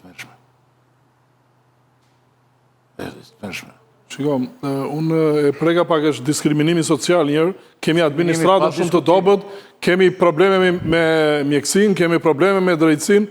Kjo është shumë e akumuluar, nuk është se kjo tani po kapimi vetëm në një pikë derisa ka ardhur dhe pjesa e protestit që thotë, ne nuk ju duam ju, po problemi është që kur bëhen zgjedhje, kur bëhen votime, janë ato numrat që të çojnë atje ku duhet. Problemi i gjithë kësaj dhe unë i qëndroj, në qoftë se kjo protest nuk formalizohet, unë e shikoj që do të vazhdoj dhe do lodhet. Dhe unë nuk dua që të lodhet kjo protest, se të paktën do e vëj në shina lëvizse të gjithë politikën e cila ka bërë pall këto 35 vjetë. Të flasëm atë qesh, tani të dali Berisha, të premtoj të... E kam si pyetje, që mirë këta, po dhe opozita pse? Mirë pushteti, se me pushtetin e kanë të gjithore, gjithë bota. Dhe e kanë. Janë opozitar. Po e kam si pyetje. E dikush indiferenca më e madhe, më lejo pak lutem, indiferenca më e madhe janë intelektualët. Kësaj proteste, po ta shikosh, duhet i paraprini intelektualët. Nuk mund të themi sot të gjithë personazhet publik që me atë zë që kanë patur, me atë profil në rrjetet sociale, janë munduar të ngrenë zërin, të bëjnë një lloj opozitarizmi. Nuk mund të quhesh ti tani demokrat apo opozitar pse more 5 minuta mikrofonin. Ndërkohë që një intelektual tjetër ka vite e vite që lufton për një diçka më të mirë. Të paktën unë andin se mbaj mend një herë që mos këtë qenë opozitar. Unë kështu të mbaj mend të andi. Ja, andin këtë punë është, dhe më thënë këtë... Kështu që dhe pjesa për të cilën më shumë opozit për bëra groni me ato numrat modest, se sa opozita reale. Atere me qyre këtu është e kuptueshme që pas 13 vite qeverisë ketë pak kënaqësi të madhe për maxhorancën. E tha avokati Agron, ti je një forcë tjetër politike tani, por protestuesit kanë të njëjtën agresi në artikulimin e tyre edhe ndaj opozitës. Pse ndodh kjo thotë tani? Ndodh për dy arsye, sepse bëjmë përgjegjëse. E bëjmë përgjegjëse opozitën që nëpërmjet mungesës së ndryshimit dhe të rinovimit ka lejuar forcimin e Edi Ramës. Kështu që Partia Demokratike, opozita, një pjesë opozita e tradicionale, s'po e quaj opozite vjetër, opozita tradicionale mban përgjegjësinë në sy tek protestuesve që nuk ka ditur të rinovohet. Dhe ka ardhur pika ku thot, siç e tha dhe Andi, tani duhet të ikni të gjithë. Shumë e thjeshtë. Si. Problemi është si. Evidentimi po zgjidhja është pa u rregulluar kodi zgjedhor Agron, nuk rregullohet ky vend. Nuk ka përfaqësim të barabartë në atë parlament. S'ka përfaqësim. Pra shtresa, kjo është ajo. Po su bë kodi, po su rregullohet kodi, ne kot e diskutojmë këtë. Hymë në një diskutim tjetër, çfarë ndodhi pas, sepse diskutuam deri tani, protestuesit nuk diun të kenë një program politik. Ajo është ta vrasësh protest. Kërkesa politike... Qa do ndodhi pas është ta vrasësh protest. Ta vrasësh, ka mund edhe të... Ata kanë 1, 2, 3. Ata duan thjesht... Se nuk bëni dhe 10 kërkesa. Si do bëhet me zgjedhje, pas zgjedhje, me kod, pa kod, nuk i takon atyre. Ata janë aty, duan që Edi Rama dhe kjo klasë politike të iki. Kërës normale që kërkojnë dorëheqjen e Edi Ramës, Edi Rama është në qeveri, është në pushtet, s'ka asnjë dyshim. Okej, atëre Pushat ti si e mendon këtë që edhe me opozitën kanë të njëjtën shpërsi? Është konkluzioni afat shkurtër dhe afat gjatë. Afat gjati është mënyra si ka qeverisë PD-ja kur ka qenë pushtet, mënyra si u bë pjesë e ndryshimeve të vitit 2008, sepse ne po vuajmë sot dhe ndryshimet e 2008-ës, 2008-a ishte thelbi që ne ngritëm republik të një njeriu të vetë, pavarësisht se kush do ishte. Pra, me atë republik që kemi ngrit, dhe ai që mund vi, mund të bëhet më i keq se Edi Rama sot. E para, dhe afat shkurtra është kur ata pan të ngjashmin e tyre që të riqej zvar për para atelave me gjëmba dhe opozita nuk guxonte të thoshte asnjë fjalë, as për Kushnerin, as për Kastratin, as për Edi Ramën që i kishte fut të dy në një valle, ata thanë, ç'na duhet kjo opozit? Prandaj duhet gjë e re. Pra, si thua, grumbullimi i një mërie afatgjat me një shpërthim momental bëri që lëvizja të jetë edhe kundër opozitës.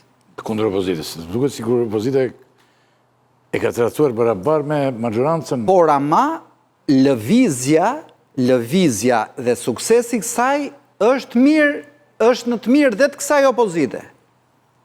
Paradoksalisht, pavarësisht ata thanë Berisha në burg opozite vjetër të shporen gjithë, është në të mirë sepse në qoftë se kjo lëvizje ka sukses, hap rregullat e lojës që ka mbyllur Edi Rama. Dhe pastaj të konkurrojnë të lirë në gjithë. E di si është perceptuar situata tani të paktën nga jo pjesë vëzhguese, duke thënë se duke parë që Berisha po thotë të merrni pjesë në protestë, shkoni juve, dhe duket sikur Berisha është në sfond që po dirigjon këtë protestë, duket pa të lutem. Dhe duke qenë se të gjithë presin që duhet të dinë me këtë bisedojnë, duket që kanë në prapavi këtë mbështetje dhe duket si një lëvizje tillë. Por që për mendimin tim, unë po e them përsëri, nëse kjo lëvizje nuk faktorizohet, si do të thotë, që të vazhdoj të ketë oksigjen, të vazhdoj deri në kërkesa, kjo nuk mund të vazhdojmë tutje, unë të paktën kështu e shikoj. Edhe mund mos vazhdojmë. Jo, po do të jetë Jo të gjitha lëvizjet kanë sukses. Jo, do të jetë dëm shumë i madh, sepse opozita, nga frika se mos dështoj, ne nuk duhet t'i devijojmë objektivin. Shiko, Andi, ku e shikoj unë? Këta i dhanë mësim shumë të madh opozitës. E para njërë si bëhet protest. Protesta shumë paqësore. Ndërkohë që opozita... As njërës nuk i kanë dhenë. Si? Se nuk dëgjojnë as opozita as pozitiva. Jo, shiko, nga protestat që bëndë opozita... Ata të shkret kanë 100 mësime, 1000 mësime, kanë realisht. Po as kuq si kanë dhenë, sepse nuk dëgjon njeri. Problemi është që këta... Përjashtim të agronit dhe këti qorit që vjen atje, aty s'dëgjon, nuk ndoshta për mua, opozita shqiptare nuk arritet të nxirrte dot qytetarët e Tiranës nga shtëpitë. Këta i nxorën. Ja, më kej, po... Ose ajo beteja që bëj me molotove e tjera, u lodhën njerëzit duke parë dhunë. Ata duan të paktën kjo protestë shumë paqësore, unë të paktën kështu e shikoj. Tani ne të flasim që hajde tani e tikim të thyejm xhamat e të djegim e tjera, kjo akoma nuk shon, se ne jemi në 2026. Por qëllimet mëdha në xham s'është asgjë, ëh? Nuk po flasim për një xham. Edhe disa xhama po thyen, unë do shkoj aty Duart Trokizja, unë s'kam dalë në protest, po edhe po thyen në xham atëherë do shkoj aty Duart Trokizja. Nuk ka vetëm revolucione me lule. Pra, në qovë se kjo gjë zgjat, protesta o do shuhet, o do radikalizohet. Sepse ti, po ti thush njerëzve, ju jeni të grekut, ju jeni të grupeve muslimane, juve ju ka fut filani, ju ka fut fisteku, kjo është ftesë për radikalizim. Në fillim u perceptua si anti-amerikanizëm. Plot dizinformim, kjo... Po ta shikosh në fillim. U perceptua sepse dhe mediat botërore, tani unë isha në fund botës dhe mediat e ati vëndit diskutonin këtë protest kundër Kushnerit edhe kundër familjes Trump. Mirë, po pse ndodhi kjo? E di pse ndodhi kjo, Andi? Pa tjetër s'ka lidhje, se kjo u sqarua. Të jesh kundër mënyrës si familja Trump po e shfrytëzon shpinë e bardhë për t'u pasuruar, ky nuk është anti-amerikanizëm, ky është respekt për veten. S'ka lidhje kjo me anti-amerikanizëm. Nuk e shikojmë ashtu, Andi, tani. Ne s'po bëjmë kritikën, tani do të dish që neve falas a Amerike jemi që ekzistojmë sot. Eksakt. Sepse në darke... Amerika nuk është Donald Trump. Pa tjetër. As një emër. Shiko, politika amerikane nuk ndryshon ndaj Shqipërisë. Amerike, asaj që nje Saliun për non grata, apo asaj që nuk e nje për non grata? Për le këto proçka me Amerikë tani po. Vetëm i ka eqë një waiver. Dhe eqen e veprit tani me para, kur kjo gjibet me para... Dhe para se ta bënte non grata një se Ka dhe një përbur diçka tjetër, partit politike... Jo, Timo, jo.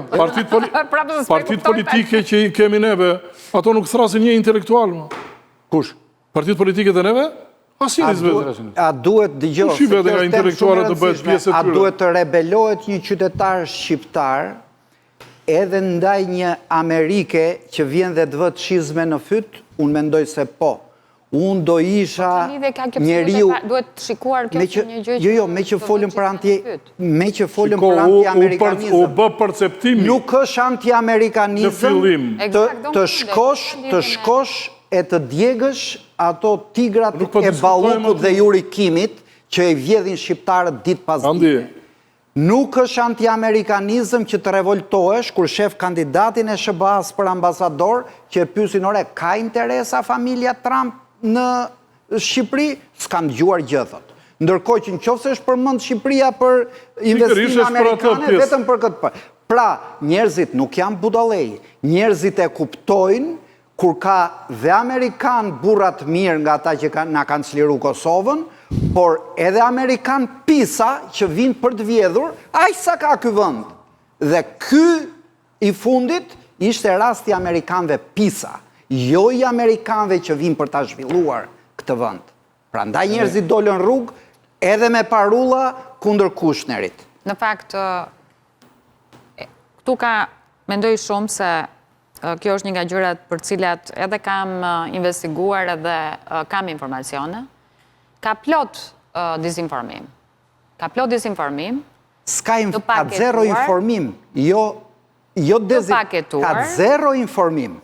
Të paketuar, por të mos thënë se s'duhet të them emra, po jo më larg se 2 ditë më parë, në bised me një nga njerëzit, një nga specialistët që merren me pjesën e dizinformimit, një nga gjërat që diskutuam ishte pikërisht pjesa që ne për një pjesë të mirë tonën, është menduar që një pjesë e dizinformimit ka ardhur edhe nga Greqia, për shkak të pjesës që mendohej, më dëgjoj deri në fund. Për shkak të pjesës që mendohej se duke filluar për të hyrë dhe për të ndryshuar nivelin e tregut në cilin je, ku lëviz nga kjo pikë, lëviz në këtë pikën tjetër, ti befas mund bëhesh, mund të hysh në sinoret dhe në një lloj rivaliteti dhe përgjithsisht ti gjithmonë këtë rivalitet e ke me fqinjët. Në fakt, informacioni që mora është që nuk ka lidhje fare me grekët, por ka lidhje me forcat të tjera, të cilat proksit i kanë çuar në Greqi, dhe për këtë arsye shumë veta që merren me pjesën e dizinformimit menduan që në fakt dizinformimi vinte nga Greqia. Që ka dizinformim këtu, kjo është e pa diskutueshme. Mjafton të lexosh artikuj të shërbimeve për të kuptuar se si tu kanë hyrë shërbime të ndryshme që se cili ka interesat e veta. Po mediat perëndimore, apo dizinformojnë? Ta mbaroj të lutem. Se nuk janë vetëm mediat greke, po shkruajnë gjithë mediat ndërkombëtare. Edhe mediat perëndimore janë pjesë e kësaj gjëje, sepse në fakt ajo...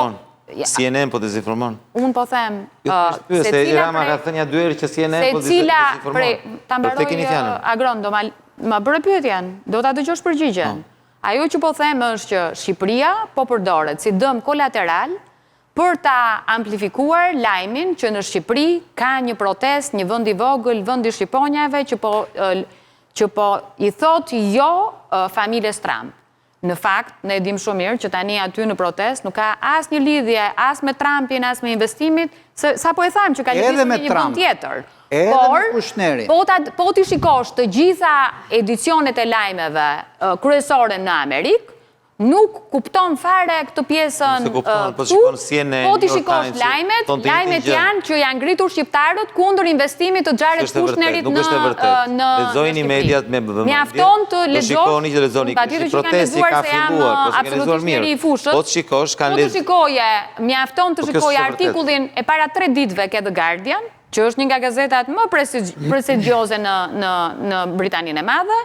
Ti shikoj një gjë dhe për herë të parë pyeta veten dhe thash, i bëjnë me korespondent lokal këto lajmet nga Shqipëria, apo vërtet fjala Trump, tani edhe për mediat prestigjioze, prodhon klikime të jashtëzakonshme dhe në fund ditës tani të gjithë po rendin mbas klikimeve. Po ta shikoje artikullin e The Guardian, ti do mendoje që këtu ka një luftë ndaj administratës Trump, që në fakt ajo protest nuk e ka fare, mund ta ketë një porcion i vogël i atyre njerëzve këtë gjë, pjesa tjetër jo. Po çfarë ka keqe bashkimi i kauzave? Unë po të flas për dizinformimin e keqja, në këtë rast është kur ti paketon dizinformimin edhe e nxjerr tjetrin në rrugë. Kjo është pjesa e keqe në këtë rast. Pra ata ti po thua, ata që kanë rrugë janë të gënjur. Guardian po ata janë të gënjur. Jo, mos thuaj këtë gjë, po të them që ka njerëz që patjetër, për shkak të dizinformimit, më fal, si lindin një pjesë e mirë e The Guardian po dezinformon thoni ju. Më dëgjove ju sa po tani, sa po thati The Guardian ka dezinformuar dhe qytetarët po dalin. Për shkak të klikimeve, tregon vetëm njëra anë të protestës. Ju nuk pranoni faktin. Thot vetëm që Shqipëria po i thot jo Trumpit. E shikoni në protestë, Shqipëria është jo Trumpit, po jo për tash se nuk është kjo e vërteta. Bota ka shumë media. Bota ka shumë media, shumë prestigjioze. Ka një linjë editoriale, secila kujdeset të nxjerrë në pas sidomos një pjesë dhe më pak një pjesë, po s'kemi çfarë të bëjmë, sepse në botë mediat janë të lira, ju nuk e kuptoni. Ju nuk e kuptoni, në mediat ju jeni mësuar me mediat në Shqipëri, ju jeni mësuar me mediat në Shqipëri që ju vendosni narrativën dhe vendos Edi Rama, se çfarë do thonë të gjitha mediat e çfarë do nxjerrin për lajme dhe habiteni një fyri për zonë Rakipi pasaj, se nëse po në pjesën më të madhe po, ta them unë, në pjesën më të madhe po. Rama se çfarë do të bëjnë emision, atëherë hapësirat e lira janë shumë pak. Hapësirat e lira janë shumë pak, pjesa më e madhe janë të kapura. Unë jam as me Agronin, sepse di pse. Edhe pronarët e televizionit. Pas Ramës dhe Saliut vrapojnë njerëzit, ata pastaj bëjnë punën e tyre, edhe Rama dhe po vrapojnë mediat me të gjithë fuqinë, pas Ramës dhe pas Saliut. Dhe kjo është historike tani, vetëm shumë, dhe nuk, Agroni nuk ka drejtu. Ata vjen vetë. Vjen vetë. Vetë me vrap. E din vetë ata çfarë. Po pra, e din vetë çesurone. Vjen vetë, po marri dhe investim strategjik si kock. Po pa investim strategjik si do vjen tani? Se të kotën e vjen vetë. A mund të lindë Arilda të kthehemi dhe një herë? A mund të them diçka për këto media ndërkombëtare? Thuaj për media ndërkombëtare dhe kam një pyetje që e niste ju dhe e vazhdoj këtu. Interesi i mediave ndërkombëtare mund të jetë përmendja familjes Trump, po ata kanë qenë të qartë për kërkesat e protestuesve. Ne frymëzohemi nga perëndimi për demokraci dhe në këtë rast ajo që unë shoh në perëndim është që perëndimi po frymëzohet nga ne se po i tregojmë perëndimit që ka një farë qëndrese ndaj kësaj oligarkie botërore që nuk pyet për vendet, për sovranitetin e tyre, po përmes lidhjeve okulte politike kërkon të influencojë politikat. Kështu që nuk ka pas në asnjë moment dizinformim nga media ndërkombëtare. Edhe një herë Arilda, a mund të lindë një opozitë e re? Po. Se nuk aludova fare për dizinformim nga media ndërkombëtare, thash media ndërkombëtare e përdorin këtë për interesat e tyre. The Guardian është një gazet e cila ka një luftë me Trumpin, përdor Shqipërinë, nuk po them që dizinformon. Po thash që ka dizinformim që ndodh brenda në Shqipëri, kjo është diskutim tjetër, nuk përmenda fare media ndërkombëtare se mos më thoni kështu gjëra që as i mendoj as në net të errta, jo më aty është diskutuar te pjesa e familjes Trump është diskutuar bërja PiS nëpërmjet kontratës që kishin bërë një person i cili është i akuzuar direkt me sakra Corona Unita dhe lidhej me mafin italiane, kjo ka qenë historia. E bëri Edi Rama apo e bëri CNN-i Xharet Kushnerin partner të Artur Sheu. Se ne kalojmë, do me thënë, ne arritëm, e ngritëm shkallën nga me Goni Gali, doni me lidh me mafia ndërkombëtare, ne shqiptarët, edhe familjen Trump, dhe tani të çuditemi pse kjo u bë çështje ndërkombëtare. Kjo ishte andi tani. Media opozitare ndërkombëtare u përdorë në këtë pikë, nuk është se po flasim aty, pavarësisht se kjo protest mori dhe kurajo nga ajo mbështetje ndërkombëtare e mediave. Pavarësisht se gjërat u shëroru. Padyshim. Arilda, edhe një herë rikthehem, nuk është provokative, rikthehem te fillimi.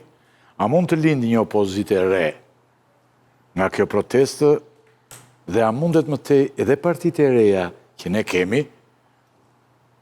të forcohen? Ti e njeri që i shikon, ti tani mund të mbetesh aty, përjetësisht ikën një lëvizje tjetër nesër pas nesër si Lubonja, po Lubonja ka tërë jetën e vetë që vetën për këto të gjitha. Tani mund të mbetesh dhe ti në protest dhe po tani si e mendon ti tani këtë gjë? Personalisht ti, mund të mos inkludohesh, ajo varet nga ty në një lëvizje politike, ose disa lëvizje politike që mund të lindin aty. Po, a mund të lindë një opozitë e re nga kjo lëvizje? E kuptoj interesin për këtë pyetje, po mendoj se nuk është koha për të bërë këtë pyetje.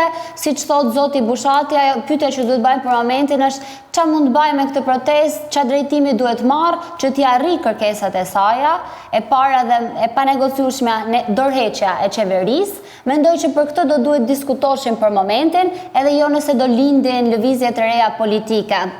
Sigurisht në një ambient demokratik, në një ambient demokratik ku ka zgjedhje klirat ndershme, patjetër që do lindin forcat të ndryshme politike, por me të vërtet ky nuk është thelbi për momentin. Mendoj se duhet diskutojmë si mund të arrijmë kërkesën tonë për dorëheqje. Po Agroni, Qori, Lapaj dhe ndonjë tjetër rriten me këtë televizje, se ata aty po vinë. Mbështetje po japin. Kur njerëzit janë të lirë me votu, atëherë ata do vlerësojnë njerëzit e drejtë, njerëzit e ndershëm dhe njerëzit që vinë politik me programe. Funksionon kjo. Është... Jo, tani të ta edhim tu. Okej, a mundet tani për ta shkruar më tej kjo pyetje që ky revolucioni i flamingove, siç u thua, siç u thanë fillim, i flamingove të kthehet në një moment historik. Një pikëthese për Shqipërinë, pra të linë një opozit tjetër e gjithë, një Shqipëri e re, apo ka gjasa që të shuhet. Momenti historik i vetëm i kësaj proteste është bashkimi i këtyre partive të reja për të krijuar një të lënë mënjan ideologjit dhe ato të cilat programet e tyre se si i kanë, çrëndsi ka, në qoftë se këta krijojnë një bosht të partive të reja, të dalin në krye të protestës, dhe të udhëheqim bashkë me personazhe pozitiv të cilët ka protesta, se ka dhe persona të cilët janë në protestë janë njerëz me oksigjen, kurajoz, kanë 19 ditë që flasin, kanë folur edhe më përpara, kanë bërë opozitarizëm dhe mendoj nëse tani është momenti për krijimin e një opozite. Ky është momenti. Dhe Agroni, pavarësisht se e kemi këtu, unë kështu e mendoj, është i vetmi moment për të bashkuar partit e reja me njëra tjetrën, të lënë mënjan ideologjit dhe të dalin bashkë me organizatorët aty, të krijojnë një bosht. Kjo është logjika të paktën. Unë mendoj që ky realisht është një moment historik. Nuk arri në këtë konkluzion vetëm fal pamjeve, protestave. Ky është një proces që ka filluar. Filloi në 2025. Mbi 10% e qytetarëve shqiptar për herë të parë kanë votuar për një parti të re. Janë shkëputur nga Partia Socialiste dhe nga Partia Demokratike. Sigurisht, çfarë ka ndodhur këtë vit nuk është e pamohueshme që ndikimi që ka patur në opinionin publik dhe në politik veprimet e SPAK-ut, bindja e një qytetarëve që të gjërat po ndryshojnë, sepse unë mendoj që ata njerëz janë aty në terren janë të ndikuar edhe nga sukseset e drejtësisë. Nuk besoj se kjo nuk ka të bëjë në këtë reagim. Nuk e di nëse ky reagim do ndodhte nëse nga një anë nuk do kishte qenë edhe drejtësia që vepronte dhe ka nxjerrë edhe në pa dhe llumin dhe korrupsionin e këtij pushteti. Kështu që sigurisht votat drejt partive të reja do shtohen, unë jam optimist dhe mendoj se kjo do ndodh. Jo me këtë kod. Pavarësisht kodit. Unë jam i vendimit që shiko, kjo është bindja ime, unë mendoj që çfarë nuk varet nga ne është e kodit që të merremi. Kodi nuk varet as nga unë, as nga Qori, dhe nga Sushti. Varet nga të mëdhenjt. Tani, ata nuk kanë për ta ndryshuar kodin favorin tonë. Keq, shumë i keq, jashtëzakonisht shumë i keq. S'ka përfaqësi. Dakor, por mund ta bëjë më të keq. Dhe këta këtë duan të bëjnë. Kështu që unë nuk i mbaj shpresat e kodit. Unë them thjesht, kjo frym e jashtëzakonshme ka për të ndryshuar nga rrënjët, nga themelet këtë sistem politik që është ngritur. Dhe kjo është arsyeja që mendoj që ne do të jemi sa më shpejt në zgjedhjet parakoshme, sepse aty do jetë vërtet tronditja jo vetëm nëpërmjet protestave, po dhe nëpërmjet votës. Agroni, hoqja 100.000 vota. Sa janë 100.000 vota? Mund të jenë më shumë. Mund të jenë 200, mund të jenë 500. Do duhet të kthesh edhe një herë asaj që thash, sepse e nxora artikullin. E dini sepse askush të priste para një muaji që do ndodhte kjo. E nxora artikullin edhe është jo i ditëve të fillimit të protestës, se ka pasur edhe një në fillim të protestës, por është i datës 16 qershor. Titulli po ja u përkthej është çfarë Xharet dhe Ivanka do, Xharet dhe Ivanka e merr. Jo, nëse në Shqipëri, revolucioni i flamingove ka një gjë për të thënë. Ky është titulli. Dhe dy fjalit e para janë Fiks, deri këtu. Po. Fiks. Ta njerëzit këtu tani janë duke protestuar që mos bëhet, mos marri Xharet edhe Ivanka. Po, Shqipëria nuk është në shqipje, Shqipëri nuk e shet njeri vetëm për të rritë pushtetin e vetë, i ke gjithë parullat. Ose sa po thamë që në fakt tani revolucioni ka ndryshuar, nuk është më revolucioni që nuk kërkon ndërtimin dhe investimin, njerëz brenda protestave ti dëgjon që janë për të investuar dhe në fakt Se tu tani duhet të jemi koherent Jemi nga shumë qëllimi koherent. deri në fund. Sa po të shpjegoj që media ndërkombëtare dhe kur po të përmend Guardian, është një nga gazetat absolutisht më prestigjioze për vjem cilat dakord, kam një vjem respekt dakord. jashtëzakonshëm, dhe ti e shikon që në momentin që bën lajm një klik për Trumpin, ti e përdor. Fiks. Ky revolucioni i tanishëm që ne shohim sot në këto ditët e fundit protestës, nuk merret më me Xhari dhe me Ivanka. Në fakt po thot Rama ik, Berisha ik, apo jo? Po, thelbi është i njëjtë. Po, thelbi në fakt nuk është i njëjtë, sepse Thelbi ata është i njerëzit, njëjtë. kur ti i pyet nëse do që të bëhet investimi, pjesa më e madhe atyre thonë që duan ta bëjnë. E kam dëgjuar me vështirësi. Patjetër që po. Nuk kemi kundër investim, pa investim jo. Por, do me thënë, pa dyshim që Guardian, CNN, New York Timesi në titull do nxjerrin Trumpin. Jo vetëm në titull, e kanë në gjithë artikullin. Gjithë artikull. Po ta lexosh do ta sjell linkun që ta lexosh. Çfarë shoh? Ajo është në shumë artikuj të këtyre mediave perëndimore që ne i vlerësojmë. Por ku ajo është në sinkronim me ata? Pra, ajo ka kapur thelbin që në këtë rast është Xharet Kushneri, nuk do e bënin titull të madh, në qoftë se Rama të njëjtën gjë do ja jepte Zamirit, Tulajt apo Kastratit.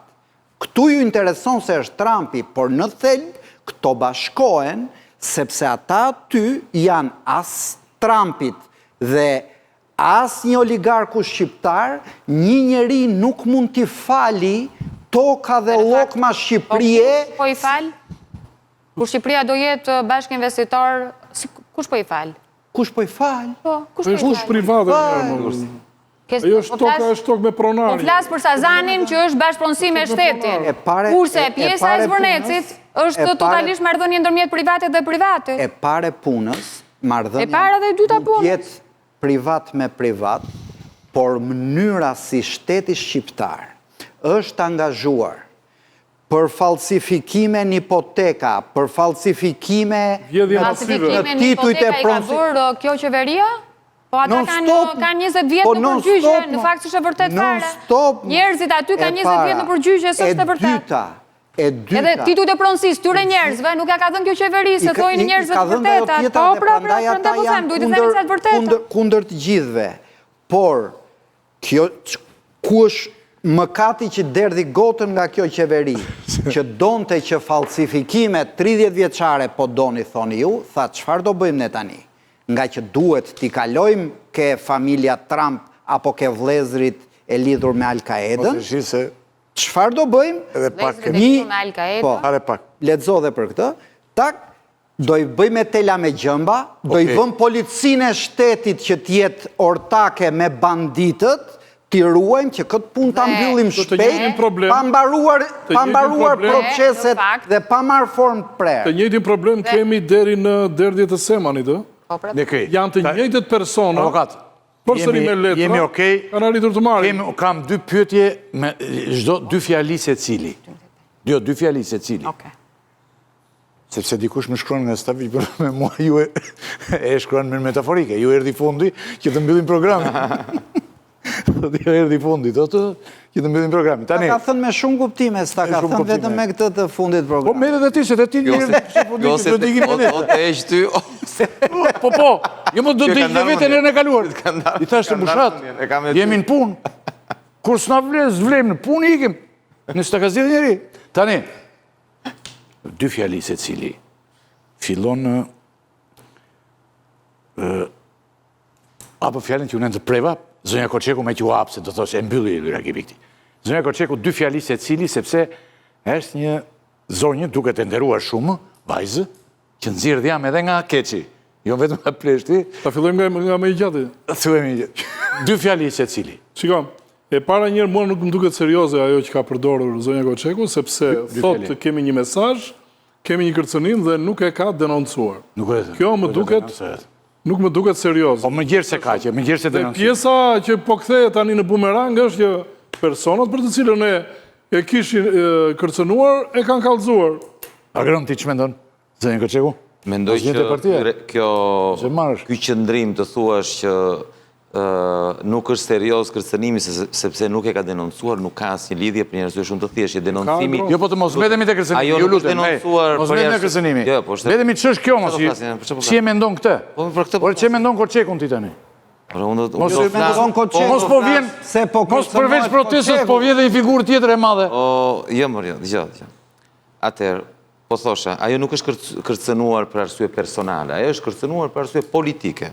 Dhe është shumë e fortë një denoncim publik, se sa do ishte një denoncim jo publik, po thjesht të vente në komisariat të vend të denoncimin. Më vjen shumë keq, më vjen vërtet shumë keq, që njerëzit edhe në këtë studio po vazhdojnë ta sulmojmë, ku ajo ka unë nuk jam dakord me çfarë ka bërë, ka mbështetur të qeveri, do ketë votuar edhe në mbrojtje të Belinda Ballukut dhe shumë gjëra të këqija të tjera. Por të sulmosh një vajzë të re, 26 miku jot, nuk ka, jo, po thash nga dy fjali. S'kemi kohë. Po, Magron, të lutem. Bëre 45 fjali. Nuk është korrekte. Më shkruan njëri tani që popullata u kënaq me emisionin sot, se ishte emision qytetar, fliste njëri dhe dëgjonte tjetri. Se ka dhe emisione që nuk tani. Arilda, për zonjën Koçekut thë, mund të marrë një rol të rëndësishme ajo aty? Të protesta, jo. Dy fjali. Zonja Koçeku është ftuar si... Është ftuar aty? Jo, nuk është ftuar, po do të vi si çdo... Nëse do të vi si çdo qytetar tjetër. Iris? Në fakt, unë mendoj që zonja Koçeku duhet patjetër të bëjë denoncim, sepse kjo do të japi një vlerë reale kërcënimit. Vlerë dhe siguri. Edhe patjetër edhe siguri, sepse nuk mendoj që kjo është një nga ato gjërat që duhet kaluar nëse vërtet ka ndodhur. Edhe që zonja Koçeku t'ja u vërtetoj të gjithë njerëzve dhe që do ta ketë aty në krah të gjithëve në qoftë se kjo është një histori e vërtet. Mendoj që duhet ta bëj denoncimin, sepse kjo është mënyra e duhur që ti bën në një shtet ligjor kur do që të kërkosh mbrojtje dhe ti bësh njerëzit e tjerë dhe njerëzit e tjerë përgjegjës për kërcënimet që ti ke marrë. Arilda, e fundit... Po mua s'ma dhe për këta? Se theti këta? Ja, s'ma dhe. Të jepe. Shumë e qytetari që me radhë, pa u kundërshtuar. Falje, të kërkoj ndjesë. Unë këtë rastin e Koçekut e shoh si rastin që Shqipëria nuk mundet ta zgjidhi krizën e këtij revolucioni me zgjedhje. Se për sa kohë zgjedhje do jenë bajrat në Shkodër, çelat në Elbasan, troplinët në Durrës, këtu t'i bëj çat dua zgjedhje dijen si janë. Edhe me qeveri teknike duhet. Dhe kjo është një strategji. Pa filluar protestat, fitogeni prapë. Koçekut ja bën bajrat. E Lisa Spiropalit që qa tha e shkreta, akoma më duken si lavdrime për Edi Rama ato që shkruan, i quan gjithë banditët e tatimeve për ç'biznes e ka bërë 20 vjet. E pastaj kryeministri... Se këta i dërgojnë, këta i kanë bërë vërtet, po i dërgojnë, pasi këta bëjnë gabime ndaj partisë. Kjo është të kërcënosh një listë pa kuptim se agroni biznesmen ka qenë. Dhe çdo kënd mendon ndryshe nga lideri dhe në fund, se e kemi dhe këtu, po me Muç Nanon ç'patja. Shkesi që këta janë pushtet, Muç Nano ju vërsulet sepse nuk duan asnjë dalje nga rreshti. Ky është thelbi. Dhe njërit i çojnë kriminalët, tjetrin i çojnë tatimet, tjetrin e sulmon Rama personalisht vet. Para ka qenë në rresht, se ky del, edhe kur futet në rresht deler, nuk e ka problem Muç. Arilda, në dy fjali, ç'mund të konsiderosh arritje deri tani të protestë? Ç'është arritje për ty? Kjo protestë ka pas shumë arritje, më kryesorja për mendimin tim është se kemi rifitu besimin të vetvetja edhe kemi rikthy shpresën. Shqiptarët deri tani përballeshin me këtë regjim dhe ndjeshin të pafuqishëm për ta ndryshuar dhe nuk kishin besim as te vetja as te tjetri. Tashmë ata kanë rifitu besimin se mund ta ndryshojnë gjendjen në cilën ndodhen dhe kjo ka pas një efekt të jashtëzakonshëm psikologjik. Okej, jo shpjegim. Arritje vetëm kaq. Kjo është arritja më e madhe. Faleminderit shumë për prezencën. Faleminderit Natën e Mirbash. Avokat, arritje. Qiko, unë e qmoj këtë sipërmarrje që të cilin ka bërë ky lloj brezi, se i ka dhënë mësim të paktën brezit ton i cilin në një kohë që duhet fliste, nuk foli. Marim mësimin e tuat jo.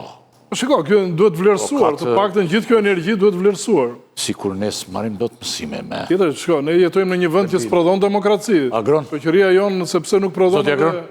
Rezultati parë është një shkundje shumë e fortë të sistemit të vjetër politik dhe nga pasaj këtyre protestave çdo gjë do jetë ndryshe.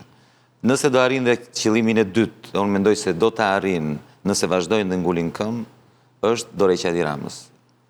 Unë gjithmonë kam menduar që opozitat janë aset i demokracisë së një vendi, se janë ato në fakt që e mbajnë qeverinë përgjegjëse, dhe në momentin që ti nuk ke një kundërshtar, sigurisht që pushteti tenton të bëhet arrogant. Kështu që për këtë arsye e vlerësoj jashtëzakonisht shumë këtë protest, sepse është ajo që mendoj që e shkund gjithë politikën, edhe majtas edhe djathtas, dhe që i bën të gjithë më përgjegjës për vendimet që marrin. Bushat? Dy gjëra. E para, zgjimi një fryme qytetare dhe një tendencë për rikthim te demokracia dhe nuk e treguan ata 100.000 veta që ishin shtunën shesh, por më shumë se ata e treguan për mua ata që dilnin i duar trokistin balkone dhe ju bashkoheshin nga kafet rrugës. Pra është shumë më shumë se ata 100.000 që dolën shtunën shesh e para, dhe ku shifet kjo e sendërzuar, shifet e kjo. Termometri janë mediat. Ditën e parë se jep të asnjëri. Me bisht në shalë po e transmetojnë sot gjithë. Pra, shife si një lëvizje mund të transformoj kastat dhe elitën e një shoqërie. Dhe të zgjojë dhe njerëzit.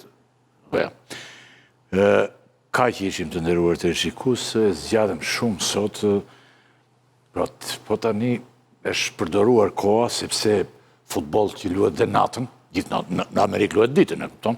Po tani ne jemi detyruar të shkojmë dhe natën, gjithë natën e tjera. Po Amerika kur bën dritë për vete, sjell natë këtu. Kur bën dritë për vete, hedh natën këte, hedh dhe futboll. Ta shikojmë tër natën, avokat, hedh futboll në orën 3, 4, në mëngjes. Edhe njerëzit tani janë edhe që jemi çakorduar pak. Protesta të gjitha tjera dhe tani zoti Agron domethënë duhet të kërkojmë dhe falje qytetarëve që zgjatëm dhe ne, i lëmë dhe këtë. Po nga që po vjen fundit flasim, Kjo deri në fund. Sa protesta zgjatë emisioni, thotë Lutfi Dervishi, shkruan Kjo ishte bisedë shumë produktive. Pas ka mbaruar tani dhe protesta, shkruan Lutfi Dervishi, sa protesta zgjatë emisioni. Lutfi këtë detyrë kemi, faleminderit shumë të nderuar, faleminderit edhe ju që të buzëqeshni pak, se mos më thoni mua. Natë e mirë.